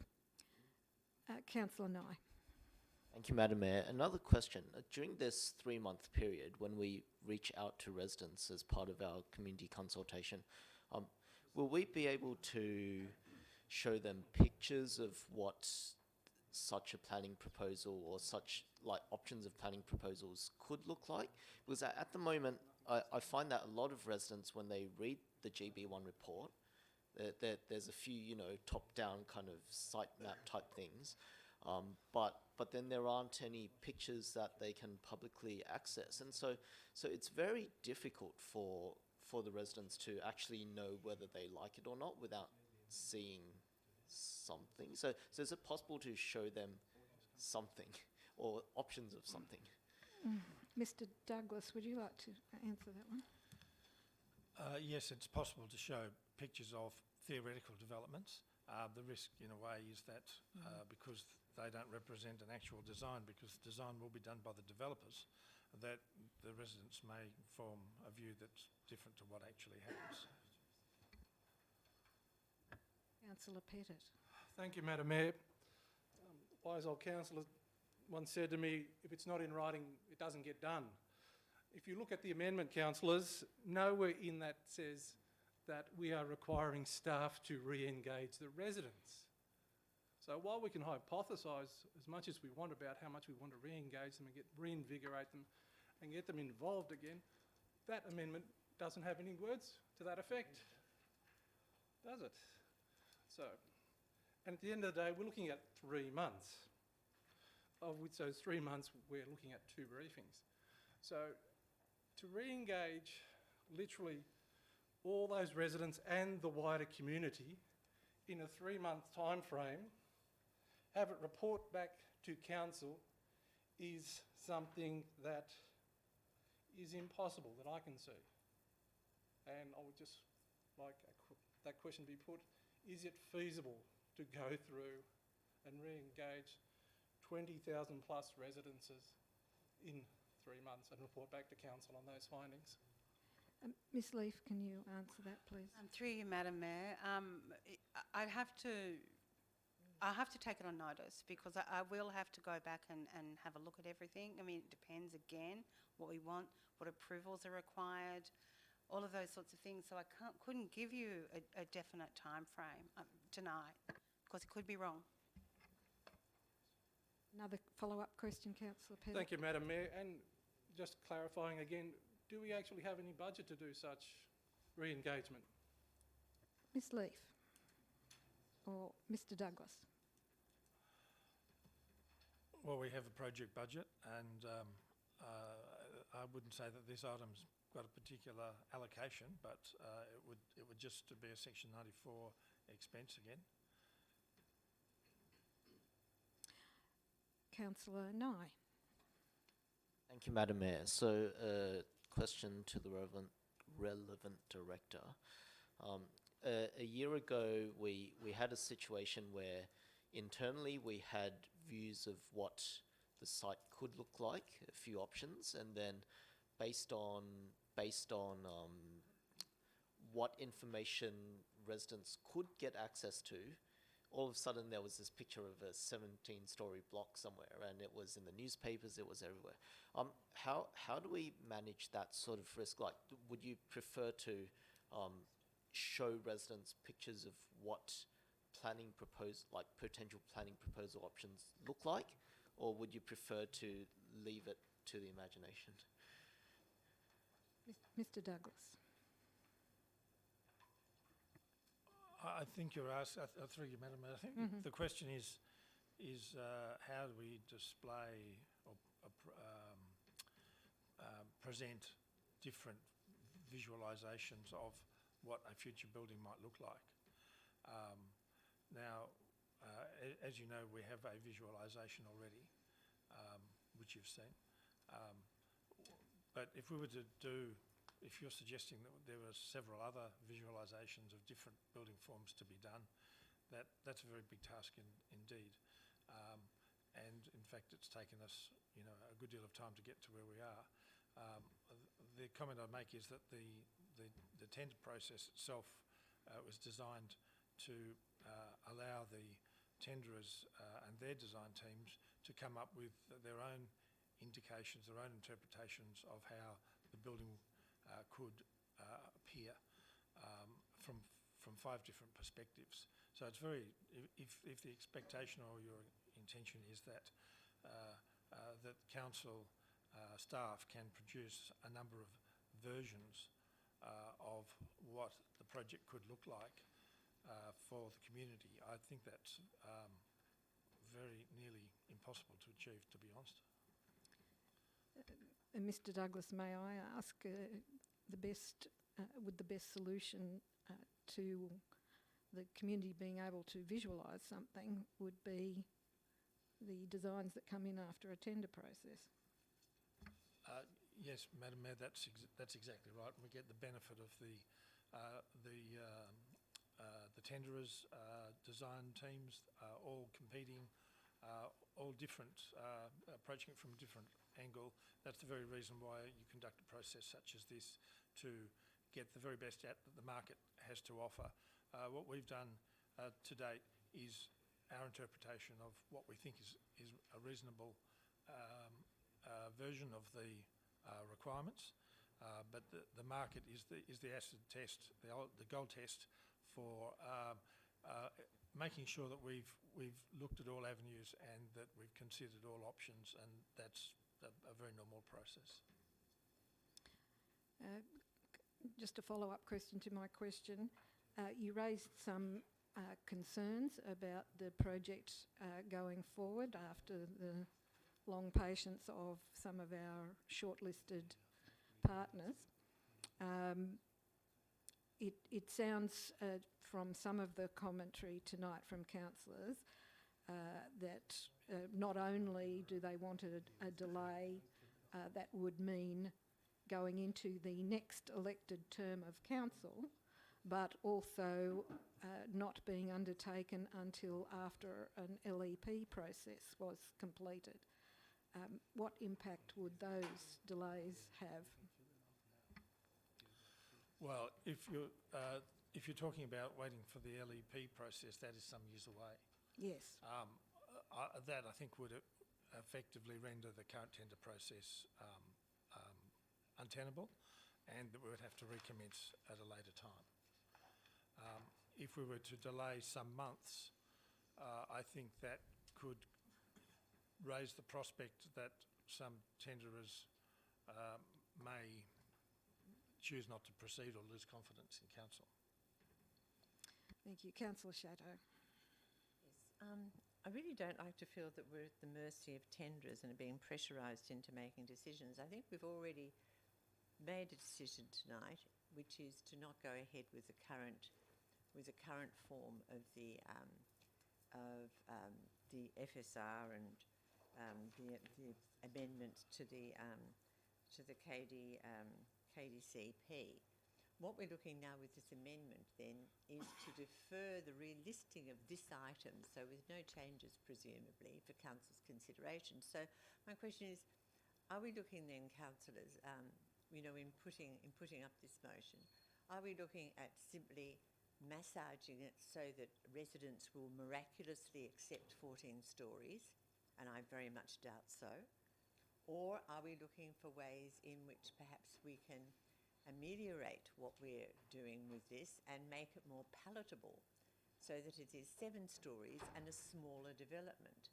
I mean, so far as this amendment is concerned, it tells us we have got no directions whatsoever, except we're going to consider it for 3 months and have 2 briefings. I mean, to me, that just doesn't help with anything at all. So I couldn't possibly support that amendment. Councillor Nye. Thank you, Madam Mayor. Just to clarify again, we're saying that there's a preference not to show any pictures of what the site could look like, as opposed to preference to show. We've had that question answered. Okay. And it was quite complex. Yeah. In telling okay. you the difficulties. All right. I'll speak. I don't know whether this is for or against. I'll call it against the motion, this amendment. Okay, so I think part of there's 3 issues here, right? One is I've got concerns about a few technical issues, which I won't go into detail here in public. And I believe that those can be resolved, potentially, in a 3-month period if people actually take my questions seriously this time around. Secondly, it is about my concerns about what's happening to the park, what's happening to the library, things like that. From what I gather, and I may have misunderstood from the questions so far, we're going to, in 3 months' time, still proceed with the planning proposal in its current form anyway, in which case my concerns about the park aren't addressed. My concerns about the size of the library aren't addressed because you can't make the library larger. Look, there's a few things like that which cannot be addressed, especially the park on the northern side, especially if you say 14-story building there. So I am sort of concerned that some of my underlying concerns, which are for the long-term benefit of our residents, the thousands of extra people in the town centre won't get. I hope I'm not out of line by saying there may be thousands extra in the town centre.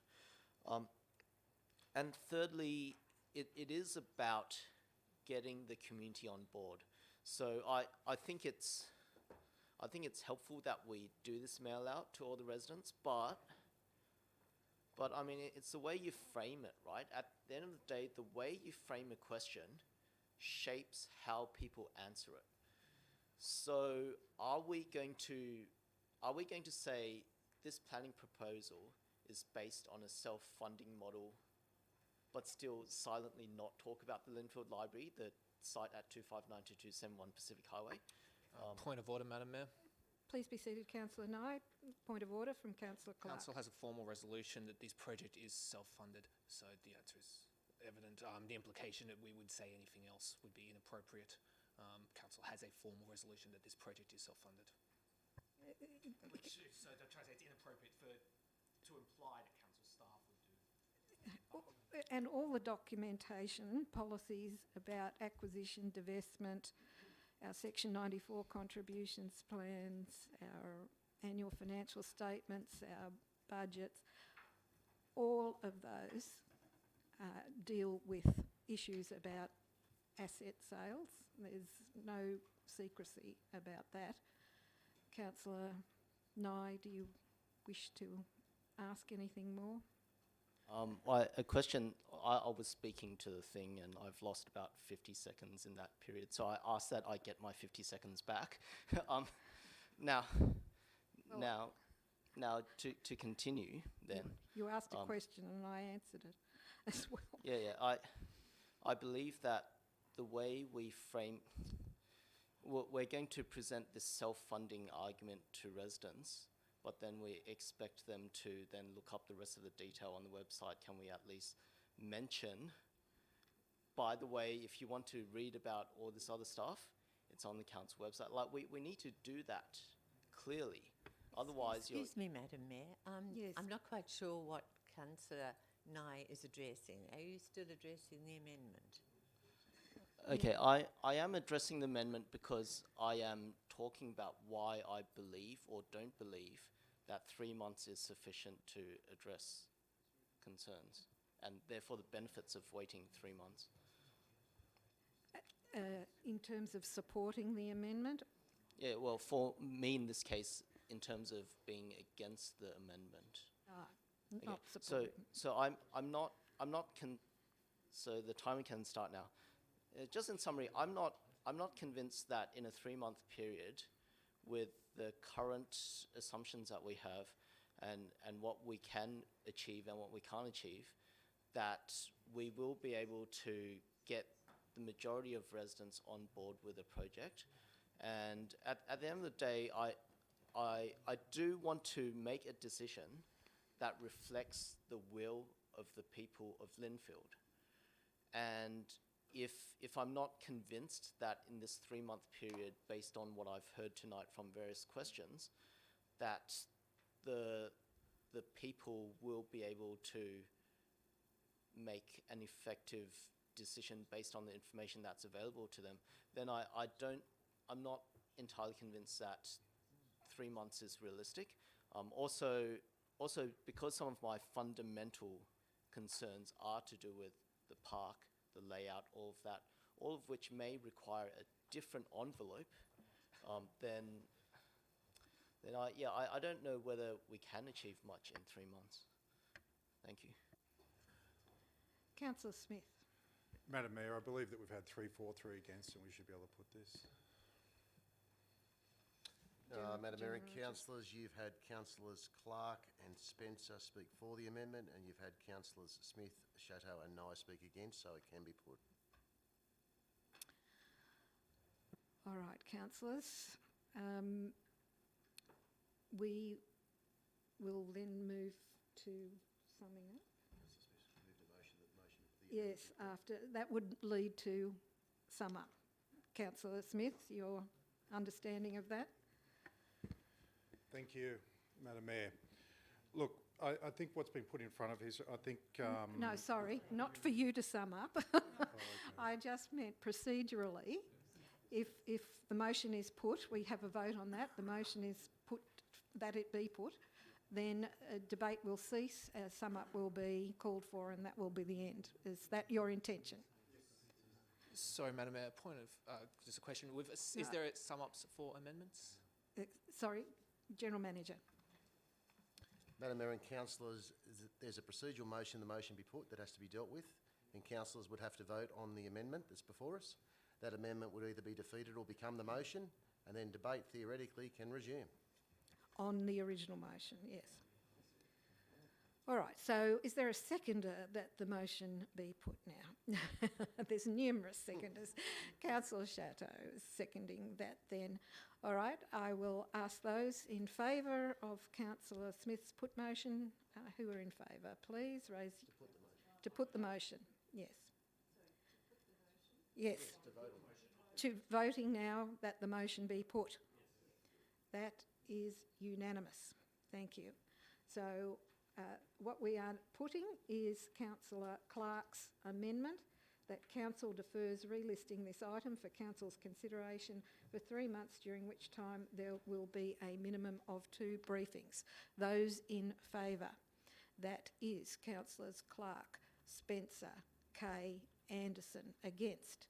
Councillors Nye, Pettit, Greenfield, Chatto, Smith, Kelly. That is lost. We now move to the original motion, although I have Councillor Clark's light on. No, it's for the original motion. Sorry? It's for the original motion, Madam Mayor. I have Yes. a question for the original motion. Yes, that's fine then. Yes. Please go ahead, Councillor Clark. Thank you, Madam Mayor. Question through you, Madam Mayor, to Councillor Nye.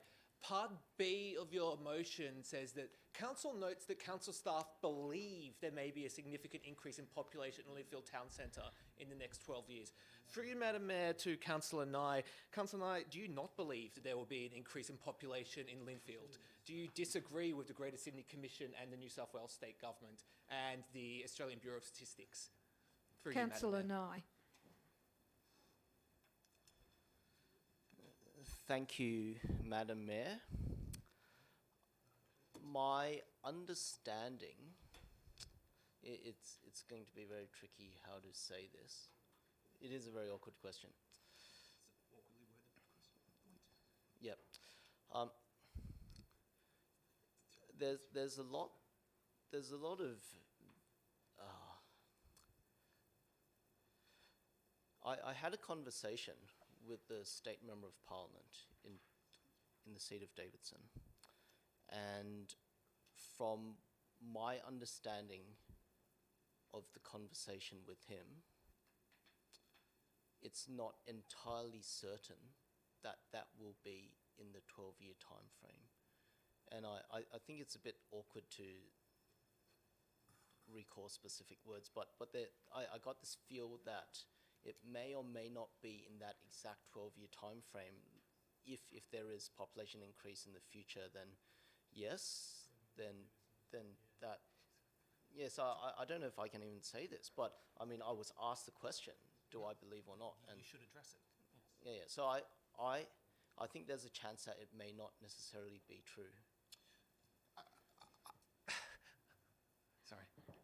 Councillor Clark. I'm sorry, I really feel that needs expanding, Madam Mayor. Not believing it's true, I think there has to be some degree of explanation through you, Madam Mayor, why that's so. I believe having a private conversation with a State Member of Parliament is frankly inappropriate. But if you are having that, why do you then choose to believe the State Member of Parliament over all of the information which is given through the Greater Sydney Commission, which he would have had to sit there and vote on, which he would have had to pass and resolve as a state member? Through you, Madam Mayor, to Councillor Nye. Councillor Nye. From what I understand of the Greater Sydney Commission website, there are targets for the Northern Sydney district that go up to 2056 and such.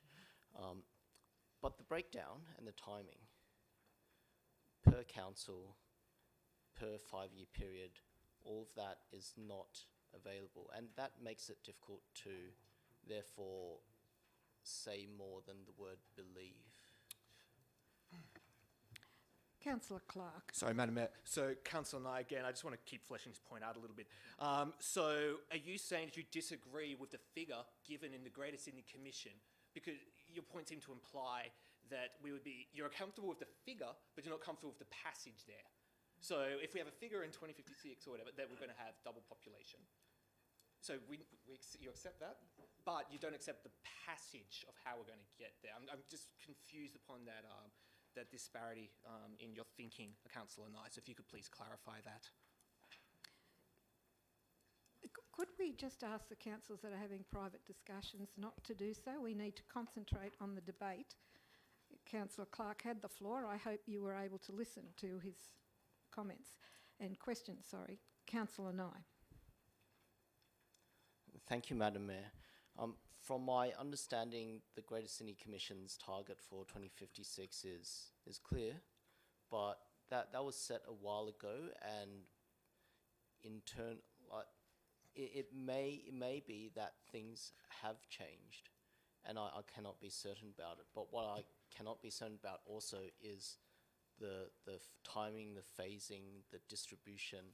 I can't presume to know how any of that works, and therefore I can't personally say with confidence that, for example, the population in Linfield in 2036 will be 29,000. I just can't say that at the moment. Well, Councillor Nye, can I ask you a question? You understand that, do you, that all councils are required to adopt an LSPS? That won't be happening in the next term of council. That'll be happening in this term of council. How are you going to make a decision on that if you don't believe what's in the documents?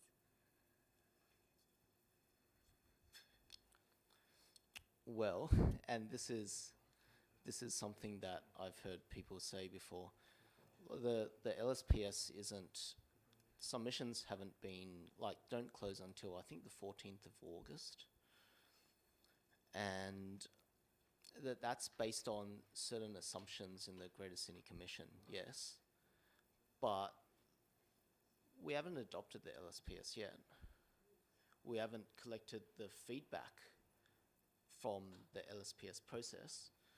I get a feeling that if we had greater awareness of the draft LSPS and that it's on public exhibition and all of that kind of stuff, that we would get quite significant feedback on it, say, in the Linfield, from people who care about the Linfield Town Centre. And so it's a bit too early to say I know what the final LSPS will look like. It's just too early to make that call. I don't think you really understood my question, because the requirements for the LSPS are set down by the Greater Sydney Commission to meet the targets by set date and to have the LSPS adopted by set date. Now, if you don't believe the underlying documents adopted by New South Wales Cabinet, and you're saying that's the reason why you can't make certain decisions here tonight, how are you going to make them when this document also has to be adopted? It has to be adopted by a set date, and you have to vote on it. Thank you, Madam Mayor. Because this document is still out for public exhibition, I do not have a crystal ball to say with 100% certainty what the final adopted LSPS will look like. I could get a good feel for maybe what it could look like, but I can't say for certain what the LSPS will look like when we do adopt it. And therefore, I cannot make decisions based on what it could look like. I have to make decisions when it's finalised that, okay, here is the LSPS, we will go ahead. But while it's a draft that's out for public exhibition, I cannot just assume that it's a done deal. I think you've still misunderstood my question, Councillor Nye. It's not about the community feedback on the document. We're not questioning what that might be. You are questioning the underlying government documentation tonight for your decision tonight. So how are you going to make a decision that involves that and adopting, not something that we can put off to the next term of council? If you think that that information might be wrong, yet you're required to base your decision on that information, which is adopted by the New South Wales Government and approved by Cabinet at the highest levels under the Premier's Department, how are you able to make decisions as a councillor? Can we send an official letter to confirm whether the underlying basis is the one to use? You can do whatever you like, Councillor Nye. Okay. Councillor Clark. Thank you, Madam Mayor. I have a question for you to Councillor Nye about point C. Point C notes the wording, a proper conversation. A proper conversation would then imply that the conversations we've been having previously were improper. For you, Madam Mayor, Councillor Nye, are you implying that our council staff have somehow been acting improperly in their conversations? I feel that that's throwing unnecessary shade and attack against our hard-working council members. Thank you. Thank you, Councillor Clark. yeah, apologies for that. Can we change the word proper to further? So a further conversation. Thank you. Councillor Kelly, you're next. Thank you, Madam Mayor. I think answering Councillor Clark's comment about paragraph B, I think the get out of jail word there is may for Councillor Nye. He's not pinning anyone down to any numbers. He's not criticising any numbers. He's just saying there may be a significant increase in population. That's an acknowledgement of the Greater Sydney Commission's numbers. He's not saying he agrees or doesn't agree. He's just saying it may, and I think that's the rubbery word. I think that allows us to accept that sentence without any semantics. Thank you for your comment on that. I would interpret it somewhat differently to that, and I don't think the statistics that come from the Greater Sydney Commission or census data, projections, etc., State Department of Planning are based on just belief. They're based on hardcore research and evidence. Councillor Clark. I believe actually Spencer is before me. Sorry, Councillor Spencer, you're next. Thank you, Madam Mayor. I have a procedural question for the General Manager. Have we achieved 2 for and 2 against? No. General Manager. No. Contrary to the length of the debate, Councillor Spencer, I've got 2 speakers registered for this motion, which was some hour and 40 minutes ago, which is Councillors Nye and Kelly, and no other speakers. It's all been questions. I'm sorry, could I just clarify? There would be 1 speaker for this motion? 2 for. General Manager. There's 2 for already. 2 for and none against that. Right, and you need 2 against to put this motion to a... Correct. Thank you. I will speak against this motion. I'm totally against it. Thank you. Councillor Clark. Thank you, Madam Mayor. Well, I would like to speak against this motion. As a PhD candidate in the sciences, I find it incredibly worrying about the complete statistical ignorance that has been demonstrated here tonight. The Australian Bureau of Statistics does not care about your feelings. The population in Linfield will be increasing. The May statement is just false. It is just wrong. It is insulting. It ignores every single directive that has been given to us by the state government, by the federal government, by every single document we've ever had. You can't just live in a bubble and hope the population won't increase. It's burying your head in the sand, and it's completely pathetic.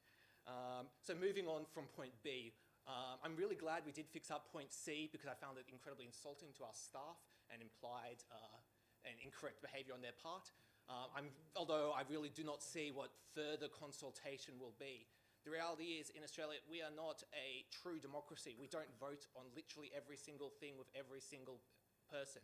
You elect representatives to make decisions on your behalf. I feel quite comfortable with the level of information and consultation we have had.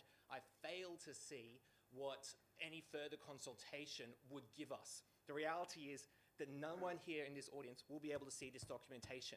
Only us around this table can. And we've all seen it. And we know what's in this, and we know the way this project's going to work. The community can say they want 7 stories. It's not going to happen. The project, if it's going to be self-funding, it's not going to happen. So I really fail to see what's the point of going back. We're going to go back. They're going to say we want 7 stories. We're going to say, that's nice. And then we're going to be at the impasse again. It seems to me that this is more of a tactic to actually just delay this till the next election, which I feel is incredibly concerning and cowardice on the part of councillors who would rather hold their position on council than making a decision tonight. Thank you. So I was elected to make decisions, not to hide, and I will absolutely make decisions. I have read the information here. I'm comfortable with it. Point of order, Madam Mayor. Point of order, Councillor Shadow. I feel that Councillor Clark is maligning other councillors. Would he please apologise? Councillor Clark, would you like to withdraw the Of course, cowardice remark? I withdraw and apologise profusely for my comments. Thank you, Councillor Clark. Thank you.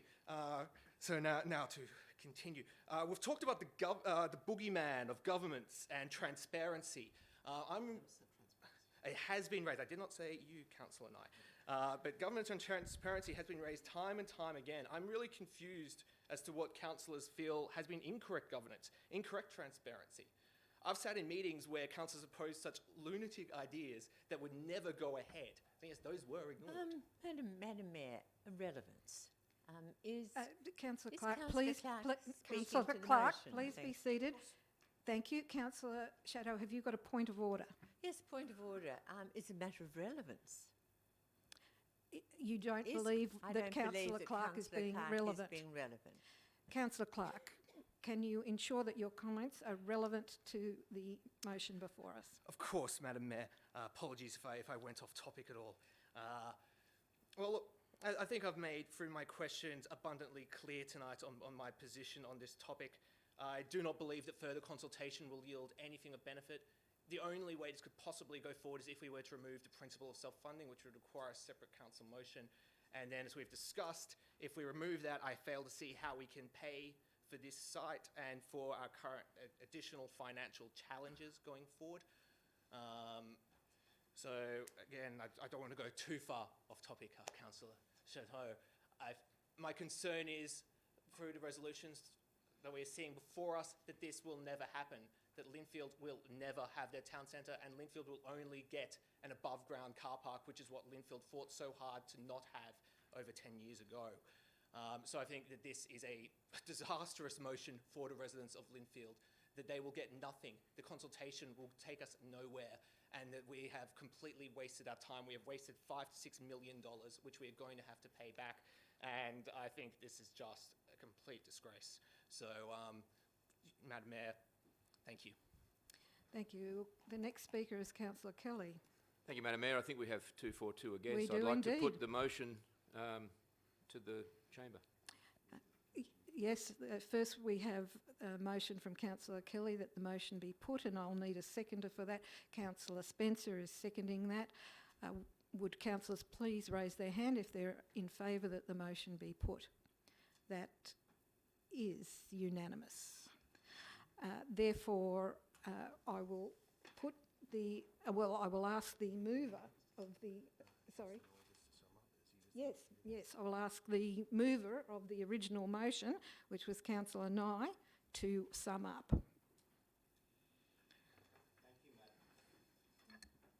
Thank you, Madam Mayor. I was elected to lead people. I was elected to use the best of my ability to represent them.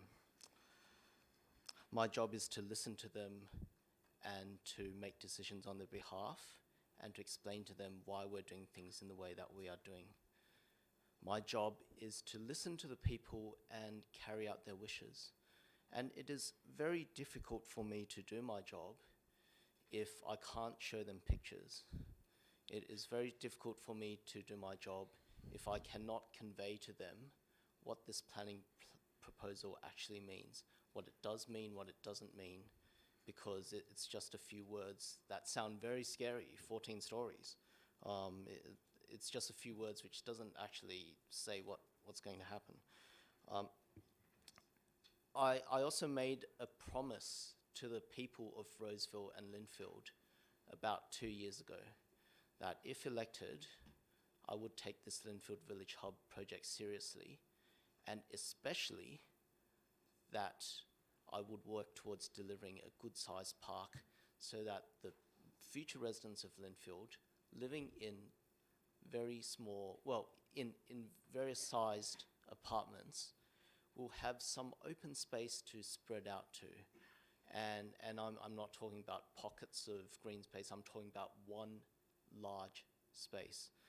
And that is why I cannot support this planning proposal. When I look at the planning proposal from the perspective of what the public sees, and also from my other perspective, all I see is density here, density here, density here, but no real detail as to how we're going to set aside a space for the recreational needs of our residents.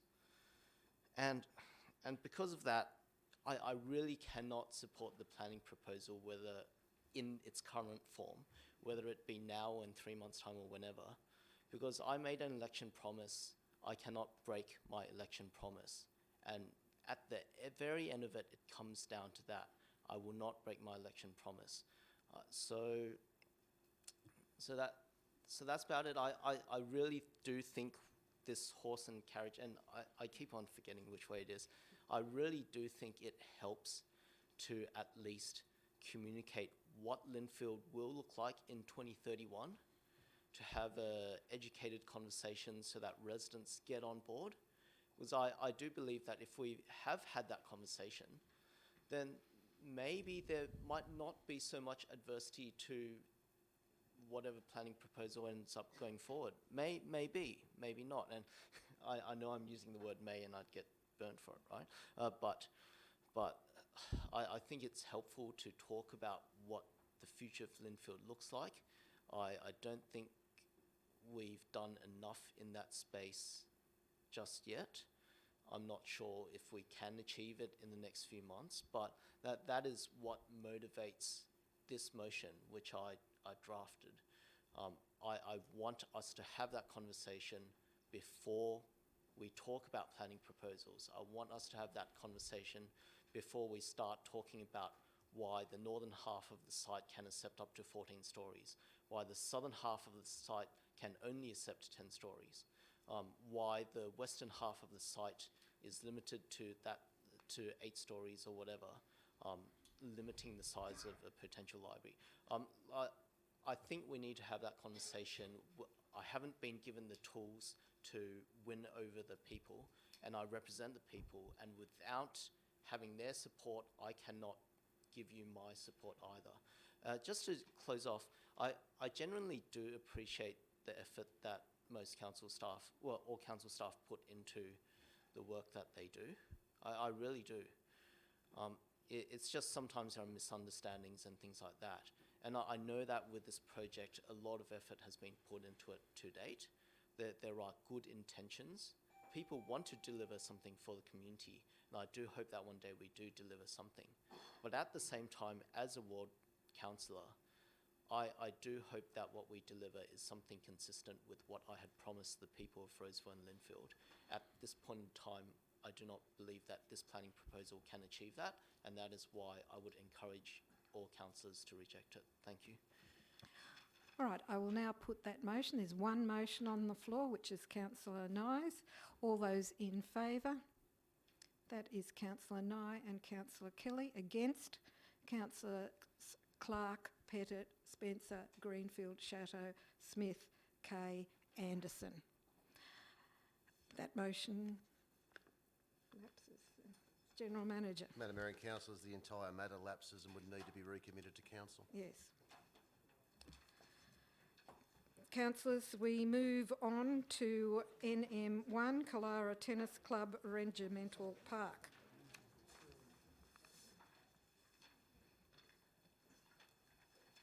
Is there a motion? Councillor Kelly. Yes, Madam Mayor. I move that the Council instruct the Director of Operations as per the, I won't go and read it all, we've all read it, I think. You're moving as printed. As printed, absolutely, thank you. Is there a seconder for that? Sorry, Councillor Greenfield? Madam Mayor, should Director Watson return before we start? Yes, he's being brought in. Thank you. Is there a seconder for Councillor Kelly's notice of motion? Councillor Nye. Councillor Kelly, would you like to speak to your motion, please? Thank you, Madam Mayor. I won't go through the motion itself because I think everyone's read it. They generally read all the papers diligently. But since the conversion of the club's courts from lawn to synthetic grass in 2006, the club's adult membership has grown from 46 playing members to 141 playing members. The membership is now much broader based, well spread over families, women and men. The club has also worked successfully at lowering age demographic of its membership over the past 15 years. It's most important to encourage the young of our community to participate in clubs, for clubs to have a sustainable future. Most of the club's membership of all age groups participate in competition tennis. As well as the adult members of the club, in the average year the club coaches approximately 800 children in tennis lessons and over 800 in school holiday camps spread all over the school holidays. The club has a rich history, accrued over 112 years of tennis at the Ku-ring-gai Lawn Tennis Club. On the honours board are names such as Ken Rosewall, Lou Hode, Neil Fraser, Fred Stolley, but to name a few. I don't have any of the younger generation players, I'm afraid. The club is a respected Sydney badge competition club, and over the years has consistently won pennants in numerous grades of the Sydney badge competition. The club's aim in its charter is to develop and encourage the game of tennis in Ku-ring-gai. I'll just add to that by saying that we're all concerned, I think, those of us who have families and whatever, that a lot of our youth are not physically active, that obesity is a problem that most parents are concerned about with their children, and whether it's tennis or whether it's basketball or any of the other sports that we occasionally speak about here in the chamber, any opportunity to provide for an avenue for anybody, whether they be children or adults. In fact, you can see by the numbers here, the club is growing and it's a very robust membership. The motion is to discover whether there is an inexpensive avenue to expand the usage of the courts within Ku-ring-gai already by perhaps putting a competition grade surface where there is currently not. Unfortunately, we missed the boat on the Regimental Park resurfacing recently. I was under the impression from some of the information I received that it was yet to be done, but unfortunately by the time we put the notice of motion in, the deed had been done, and so we'd have to wait until the next cycle for that. But the bottom line is that Regimental Park provides a great opportunity to provide more competition grade courts for Ku-ring-gai rather than send our tennis players off-site, if you like to call it that, outside the LGA to pursue their home games. And so what they do is they go away to play and they just don't come back on a weekend or whatever. And so the club's missing that vibrancy that club life tends to bring and to foster a club atmosphere and to promote membership. So I commend this to my colleagues to conduct the investigation as indicated in the notice of motion, and once we know where we stand, we make a decision whether it's worthwhile pursuing or not. Thank you. Councillor Nye, seconder.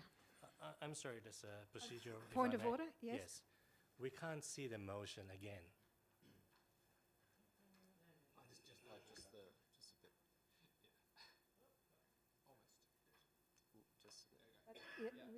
Yep. Up a little. There we go. Councillor Nye. Thank you, Madam Mayor. I've got a question. This is not my speech yet. I've got a question to Councillor Kelly. Considering that it seems like the resurfacing has recently taken place, should points A or B be changed in any way? Because it's a bit awkward to support something that has already happened, if you know what I mean. Like it feels like the wording needs to be different for me to then continue providing more support. Councillor Nye or Councillor Kelly, you're at liberty to move an amendment or change the wording. Madam Mayor, that's correct. We should remove the suspension of the resurfacing of the tennis court element and probably put the end of October 2019 into point B. So the report to council is by the end of October. Indeed. Thank you, Councillor Nye. Well picked up. And we delete A. Okay, thank you, Councillor Kelly. Thank you, Madam Mayor. I will now speak in support of this motion. Now, to be honest, when I first saw this motion 2 weeks ago, I thought, what's this guy on about? Like, how can I even support this? And that is genuinely what I thought for over a week. And part of it was because I was caught up with Linfield Village Hub and all of that. But more recently, when I reread it and I thought about the situation that we have in Regimental Park, even though I'm not 100% behind it, there is some sense to it, and I'll explain it from my own perspective. On the 30th of October 2018, I brought a motion before the councillors, and that was to put an electronic booking system for tennis courts in Ku-ring-gai, especially those where we suspected there was a high rate of unauthorised usage. Now, Regimental Park used to be my local park. I used to live on Pacific Highway in Killara, and my daughter especially would love to go to Regimental Park. We'd take her there, she'd walk around, and most of the time when I took her to Regimental Park to walk around, I noticed that it was a very, very popular location. That quite often there would be people playing tennis. But then I also remember earlier in 2018, we had all that kerfuffle about dual court usage and this and that, and we had this spreadsheet saying that the utilisation at Regimental Park was 3.68%, and I thought, that does not align with my personal experience of Regimental Park. Surely it's higher. So last year I asked around, and Director Bevan assisted me in providing an estimate, a survey that council staff had conducted in 2015, where it basically said that Regimental Park was one of the sites where the booking levels was this, and the actual levels was much higher. And even then, like, what they said was Regimental Park had 5 hours booked and 7 hours unbooked, and to me, 12 hours all up. That did not feel like, or it was not consistent with my experience of Regimental Park in 2017 and 2018. So I had this idea that, just to add flavour to it, at Regimental Park, and I took this photo in October 2018. Am I allowed to show the photo? It's a prop. I'm not allowed to use props. Perhaps you can just describe it, Councillor. I took a photo of what's at Regimental Park. It says, tennis courts in Ku-ring-gai. All court usage must be booked. Coaching, school and holiday clinics, sporting club usage, social tennis, casual and family tennis, personal training. I'm not convinced that all court usage is being booked. And what that means is Ku-ring-gai Council for the last few years, all up for all of our tennis courts, we've been losing at least $250,000 each year for tennis courts.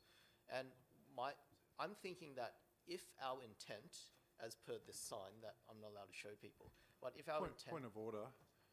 Please be seated, Councillor. Yes. No. Point of order from Councillor Smith. Have we gone completely off topic? We're talking about funds and we're not talking about what's actually put up here this evening? Oh, we are. Can you bring to relevance, Okay, all right, Councillor sure. Nye? Thank you, Councillor Should I just Smith. jump straight to that? Yes, to the point, please.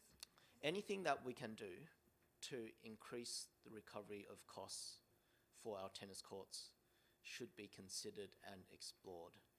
If it means that we investigate the option of perhaps turning Regimental Park to synthetic grass, and if it means that there is the option of potentially locking in revenue from Killara Lawn Tennis Club, amongst other revenue sources, then that's something that we should explore. We are, as I know Councillor Clark has emphasised many times in the last 2 hours, we are concerned about financial management, and for tennis courts specifically at Regimental Park, where I know there's a lot of unauthorised usage, wouldn't it be great to bring in an organisation that is serious about paying to use those courts? And if they pay to use those courts, then we could easily recover the cost of the synthetic grass, perhaps over a few years, and thereafter it would cover the cost of other activities in the tennis court space in Ku-ring-gai. So it's purely from a financial responsibility perspective. We've got tennis courts. We seem to have a policy where we want to charge users for it. Let's encourage that to happen, and let's invite people who want to pay to pay. Councillor Shadow. Thank you, Madam Mayor. This is just, I have a couple of questions through you, Madam Mayor, to Director of Operations, Mr. Bonasif. Would we not usually expect, as this is a private club, for the club to come to council? You know, I applaud Councillor Kenny's initiative, but I just found it very unusual that this came from council, but it's actually about a private club. I will ask Director Bonasif if this is unusual. Director. Through you, Madam Mayor, the usual engagement for the use of any of our sports fields would be the user to approach council through an hourly rate. I believe this the intent here is for exclusive use for the club, which may result in a lease agreement, which is a total different structure, and that'll be, correct me if I'm wrong, Director Watson, but that would be through an open tender process. Director Watson? Through you, Madam Mayor, that would ordinarily be the case, yes. Councillor Shadow. Yes, I just felt uncomfortable about supporting this, even though I know this is a wonderful club, and certainly it's great to see it increasing in membership, and it's a bit sad to know that they have to go out of area for their badge competition. But I just thought, well, I just don't know whether we should be contemplating it here or whether it should be something that the club approaches council for. I just need some direction, please, before I move on. Madam Mayor, perhaps through to the General Manager. No, General Manager believes Director Watson would be the best to answer this. Right. Do you want to add to your previous comment, Director? Through you, Madam Mayor, without going through some form of public process, it would be highly unusual for us to guarantee access to any single group on an exclusive basis. So my question is, should we consider this or should we not consider this on the floor of council? My feeling is that it's not something that we need to consider, that perhaps we should direct a correspondence to the club to let them know that we'd appreciate an approach from them. General Manager? Madam Mayor and councillors, that really is a question for council. I'll point out that unless a notice of motion is unlawful, it's on the agenda. It's not unlawful, and that's why it's on the agenda. You know, the director has articulated it's not the normal process. It's up to councillors to form an opinion as to how they want to progress it or not. Thank you. Councillor Kelly. Thank you, Madam Mayor. Perhaps I can answer Councillor Shadow's questions. It's not, well, the Regimental Park is council property, and the club is aware that it is, and they want to work with the council, and they don't particularly want exclusive use. They're happy to share the facilities. Regimental Park, by nature of its construction, is not suitable for things like basketball and other sporting activities because below the very thin veneer is, of course, the water reservoir. So tennis is just a convenient activity that can be conducted. The club has offered their expertise and whatever to consult with council to determine if the upscaling of the courts is viable or not. And really all this is about is conducting a feasibility study to see if there's worthwhile taking it any further, because we have the opportunity to, the courts are there, the club is there. I can't guarantee, and neither can the club, that if it's upgraded to badge standard competition surface, whether it'll engender more usage or not, but chances are it won't provide any less usage. So it's a question for council whether it's worthwhile, and that'll be determined by the report, whether it's worthwhile to invest what I believe is a modest amount of money in the difference between what we already spend on surfacing these courts to make them of badge standard. Whether that generates more money or not, that's all part of the feasibility. But the club has been very, very happy, and they've stated this many times over to me in the discussions I've had, very happy to work with council to arrive at a solution that's workable for both parties. Thank you. Councillor Spencer. Thank you, Madam Mayor. I have a couple of questions. Thank the you. first one is in relation to the survey that was conducted, to which Councillor Nye referred, whether the relevant officer is familiar with that survey? No, well, Director Bevan is on leave. I think Councillor Nye said Director Bevan supplied the information. I'm not sure whether Ms Leaf is in a position to respond, but I will ask. Ms Leaf. Madam Mayor, I'd have to take it on notice. Thank you. On notice, Councillor Spencer. an additional question to that, could the director, when she takes it on notice and she comes back with an answer, could she also tell us whether every resident in Killara was being surveyed? I mean, not to the resident or to the homeowner, but to the specific name, first name and last name.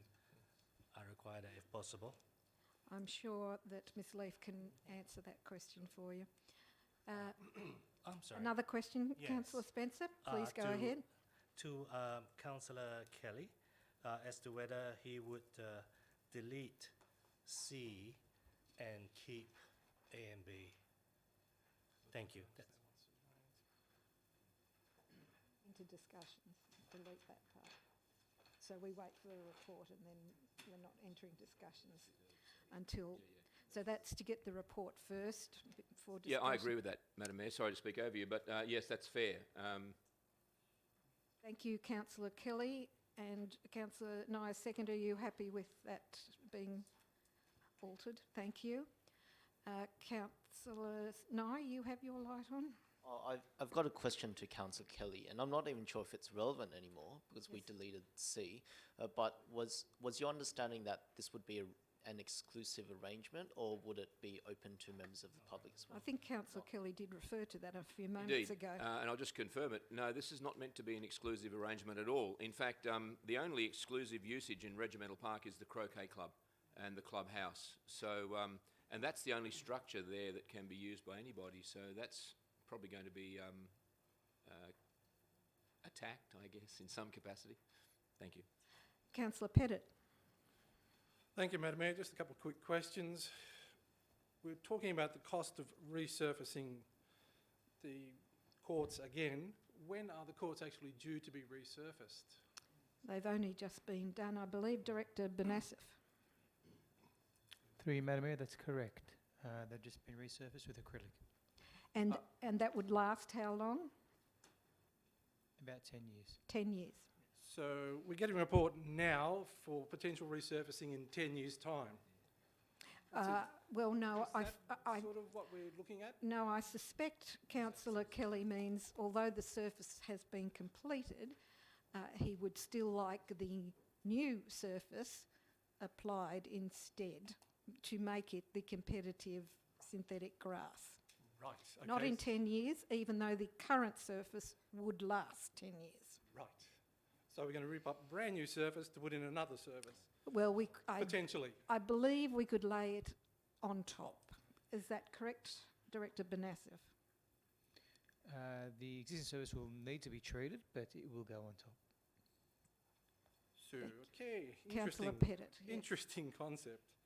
I'm sure the residents would be concerned a little bit, just in the general, that we would be resurfacing a brand new surface by laying another surface on top of that for the benefit of a specific club, specific tennis club. I also note that the motion also requests the viability of installing an additional synthetic grass court for the use for competition. I would have thought the benefit would be for the wider community if we were going to install another tennis court, not just the benefit of competition play. Would we be restricting the usage of this new court just for the usage of the Killara Lawn Tennis Club, or would it be open to the general public to use? Is that a question to That is a Councillor question, Kelly? yes. To Councillor Kelly? Councillor Pettit? Councillor Pettit? Is that a question to Councillor Kelly? I can see who's keen to go. Yes. Thank you, Madam Councillor Mayor. Kelly. I'll answer the first question first. At the time of this formulation of this notice of motion, as you know, there's been a lapse in council cycles. And I mentioned this before, I was advised that the resurfacing hadn't been conducted. It was only when the notice of motion went in that I discovered it had just been conducted. So a bit of a passage of time issue. However, the additional courts the implication is that they're at competition standard, not that they're exclusively for competition use. So the idea being that if any extra courts are put on at Regimental Park, that they be of the standard for badge competition. I hope that answers your question. It does a little bit. Councillor Obviously, Pettit. the wording, it basically does say to facilitate 3 teams playing Saturday competition. This seems to be the whole premise for putting that additional court in place. That might not necessarily be in the intention of the move of the motion, but that's the way it comes across to me, and it may well come across to the general public.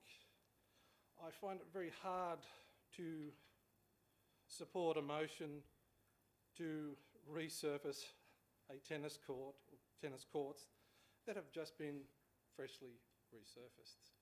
That does seem a little bit hard to sort of explain that to the residents.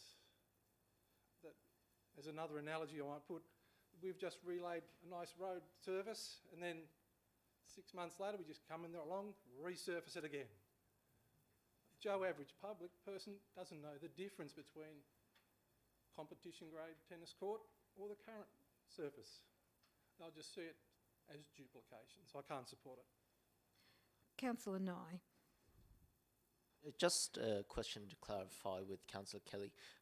From what Councillor Pettet seemed to imply, and I may have misunderstood it, he was implying that you wanted this to happen, whereas my understanding is that from the wording that you want to consider the feasibility of doing it, and if the numbers don't stack up, that's fine, you know, just you let it go. Is that what you're saying, or are you saying you want it to happen? Councillor Kelly. Thank you, Madam Mayor. You're absolutely right, Councillor Nye. All I'm seeking is a feasibility to determine. And it would have been more feasible, I imagine, had we got in before the resurfacing was recently conducted, but that's yet to be seen. It might be totally infeasible. I have no idea, and that's why the report was requested. Well, anyway, that's enough. Thank you. I would like to ask a technical question of Director Benasif, because I do know, as Councillor Kelly mentioned, that this is a water dam tank facility, and there has been a long-standing desire by Sydney Water to take the whole top off the facility at some point in time. Is it technically still capable of having something of this nature placed on the top of it? Director Watson can answer that. Through you, Madam Mayor. Reference was made earlier by one of the speakers to unsuitability of the site for basketball. The issue with basketball was there was a proposal for a half court that Councillor Chateau brought forward from one of her residents about 4 years ago or so.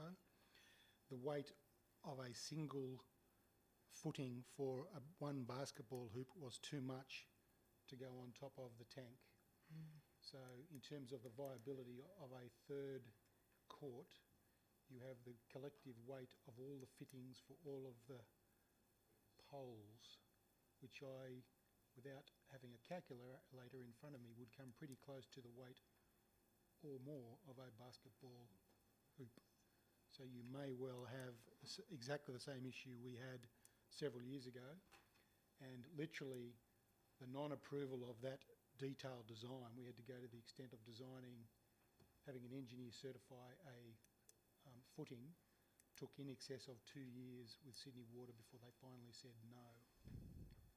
Now it's going back about 10 years. They were proposing to do some work, more than 10 years, to the tank, and they had asked council at the time to relocate the croquet club.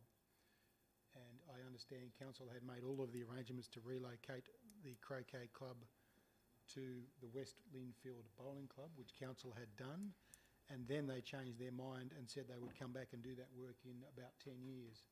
Well, about 10 years is about now. So it's certainly not a site where we have in the past wanted to commit a lot of investment to, because we certainly don't have long-term guaranteed access to that site of any nature. And may I also additionally ask the weight of the additional synthetic grass surface would be quite heavy on top of the existing surface? Would that be correct? Would that be an issue? Apart from the nets and poles and things like that. Director Benasif. Madam Mayor, engineers will need to recalculate. It's a difference between point load and distributed load. So it'll need to go back to the drawing board. Thank you. Councillor Spencer next. Two more questions. From what I've been hearing from Director Watson and Director Bonasev, could what they have said have answered question A and B right here? If they have, then perhaps the answer has been provided and we don't need this resolution. Just to clarify, thank you. I have one other question. What would be the anticipated cost of this sort of resurface? Is there any rough estimate that we could ascertain tonight? Director Benasif. Madam Mayor, we've received a rough estimate from one of our suppliers. It's approximately $35,000 to overlay a prepared surface with the synthetic per tennis court with the synthetic grass. That's been specified in the motion. Thank you. Councillor Nye. Thank you, Madam Mayor. Question to Councillor Kelly. Since we now know the cost for A and we get a rough feel for the likelihood of B, do you feel that we still should go ahead with this motion? Councillor Kelly.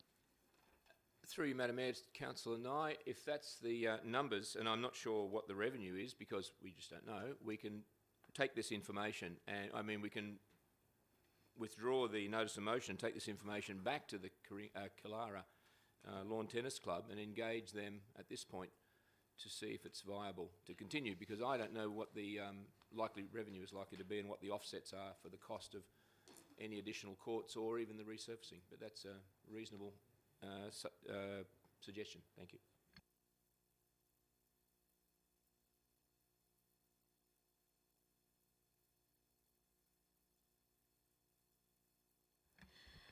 Councillor Kelly, if you are amenable to that suggestion, you could move a motion now for withdrawal of the motion.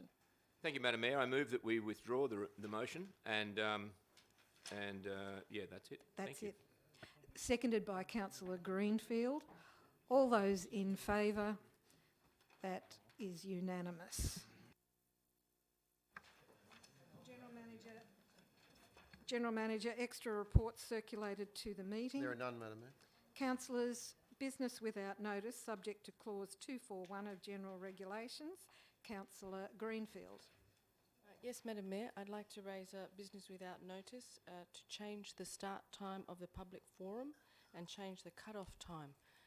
I believe that it's urgent because if we don't make it an hour later to start and an hour later to cut off, then again a lot of councillors won't be able to get here by 6 and it looks like we're not interested in coming to the meeting, and we'd like to get here and I don't want to that to be the perception of residents. And you are stating that it's urgent and can't wait till the next council meeting because we have a public forum prior to the next council meeting, and you see it as urgent to change it before that time. The next meeting, yes. Councillors fully understanding of the reason for urgency. If so, I'll take a vote now on whether you are happy for this matter to be debated this evening as urgent business. Those in favour? That is Councillors Nye, Clark, Spencer, Greenfield, Chatto, Smith, Kelly, Kay. Anderson against. Councillor Pettit. I rule in favour of urgency. Councillor Greenfield, would you like to put a motion forward? I'd like to put a motion forward that we change the start time of the public forum to 7 p.m. and we change the cut-off time to 6 p.m. in line with council meetings that start at 7, that gives residents time, and the cut-off time that used to be for council meetings as well. What do you mean by cut-off time? Registration. The registration cut-off time. Because I think it's 5 p.m. at the moment. 5 p.m, yes. Yes. the cut-off, well, look, we can debate this. You're moving that. Let's just deal with it one at a time. You're moving that way. Is there a seconder for that motion? Seconded Councillor Shadow. Councillor Greenfield, please speak to your motion. Thank you, Madam Mayor. We've had the first public forum that started at 6 p.m. and I did speak to some residents after the forum, and they mentioned that 6 p.m. was very difficult and there were other residents that wanted to come to the meeting but just couldn't get here in that time. Also, the cut-off time was quite difficult for registration. For registration being 5 p.m. because if people are working full-time, they're finishing at 5, trying to get here to register is quite difficult. From a councillor perspective, being a full-time person, it's hard to get here for me by 6 to hear residents as well. If we could move that time to a 7 p.m. commencement, it will make it a lot easier for the councillors to get here and residents as well that work. Thank you, Councillor Greenfield. Councillor Shadow, a seconder. Do you wish to speak to this? Look, I'm in complete agreement. Yes. Can I just ask Ms Leaf to comment on the registration process, because I think Councillor Greenfield might be under the misapprehension that people actually have to physically come to the council to register by that cut-off time. Could you clarify that, please? Yeah, through you, Madam Mayor. The people who want to register to speak do so online. So the cut-off is 5 o'clock the day before. Online. So then we can create a spreadsheet and then send that out to the councillors so they're aware of who's coming to speak. Okay, that'd be great. Thank you. So that's the current process.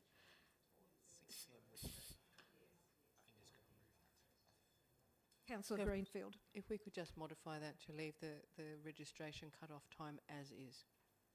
And yes, so we're changing the start time to 7 p.m. with the registration cut-off time remaining as it currently stands. Thank you. Thank you, Councillor Shadow. As seconder, you're happy with that adjustment. Yes, there's another speaker, Councillor Clark. Thank you, Madam Mayor. A question through you to the relevant officer. I'm interested in just staff's opinion on the change to 7 p.m. How will this impact upon staffing arrangements for you? Thank you, Councillor Clark. General Manager. Madam Mayor and councillors, no real impact.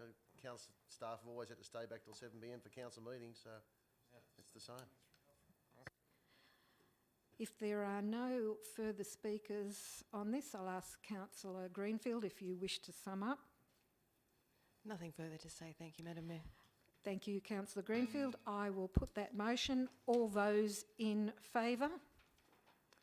That is Councillor Nye, Councillor Clark, Councillor Spencer, Councillor Greenfield, Councillor Shadow, Councillor Smith, Councillor Kelly, Councillor Kay, Councillor Anderson. Against, Councillor Pettit. That is carried. I believe there are no inspections committees. So there being no further business, I declare the meeting closed at 9:46 p.m.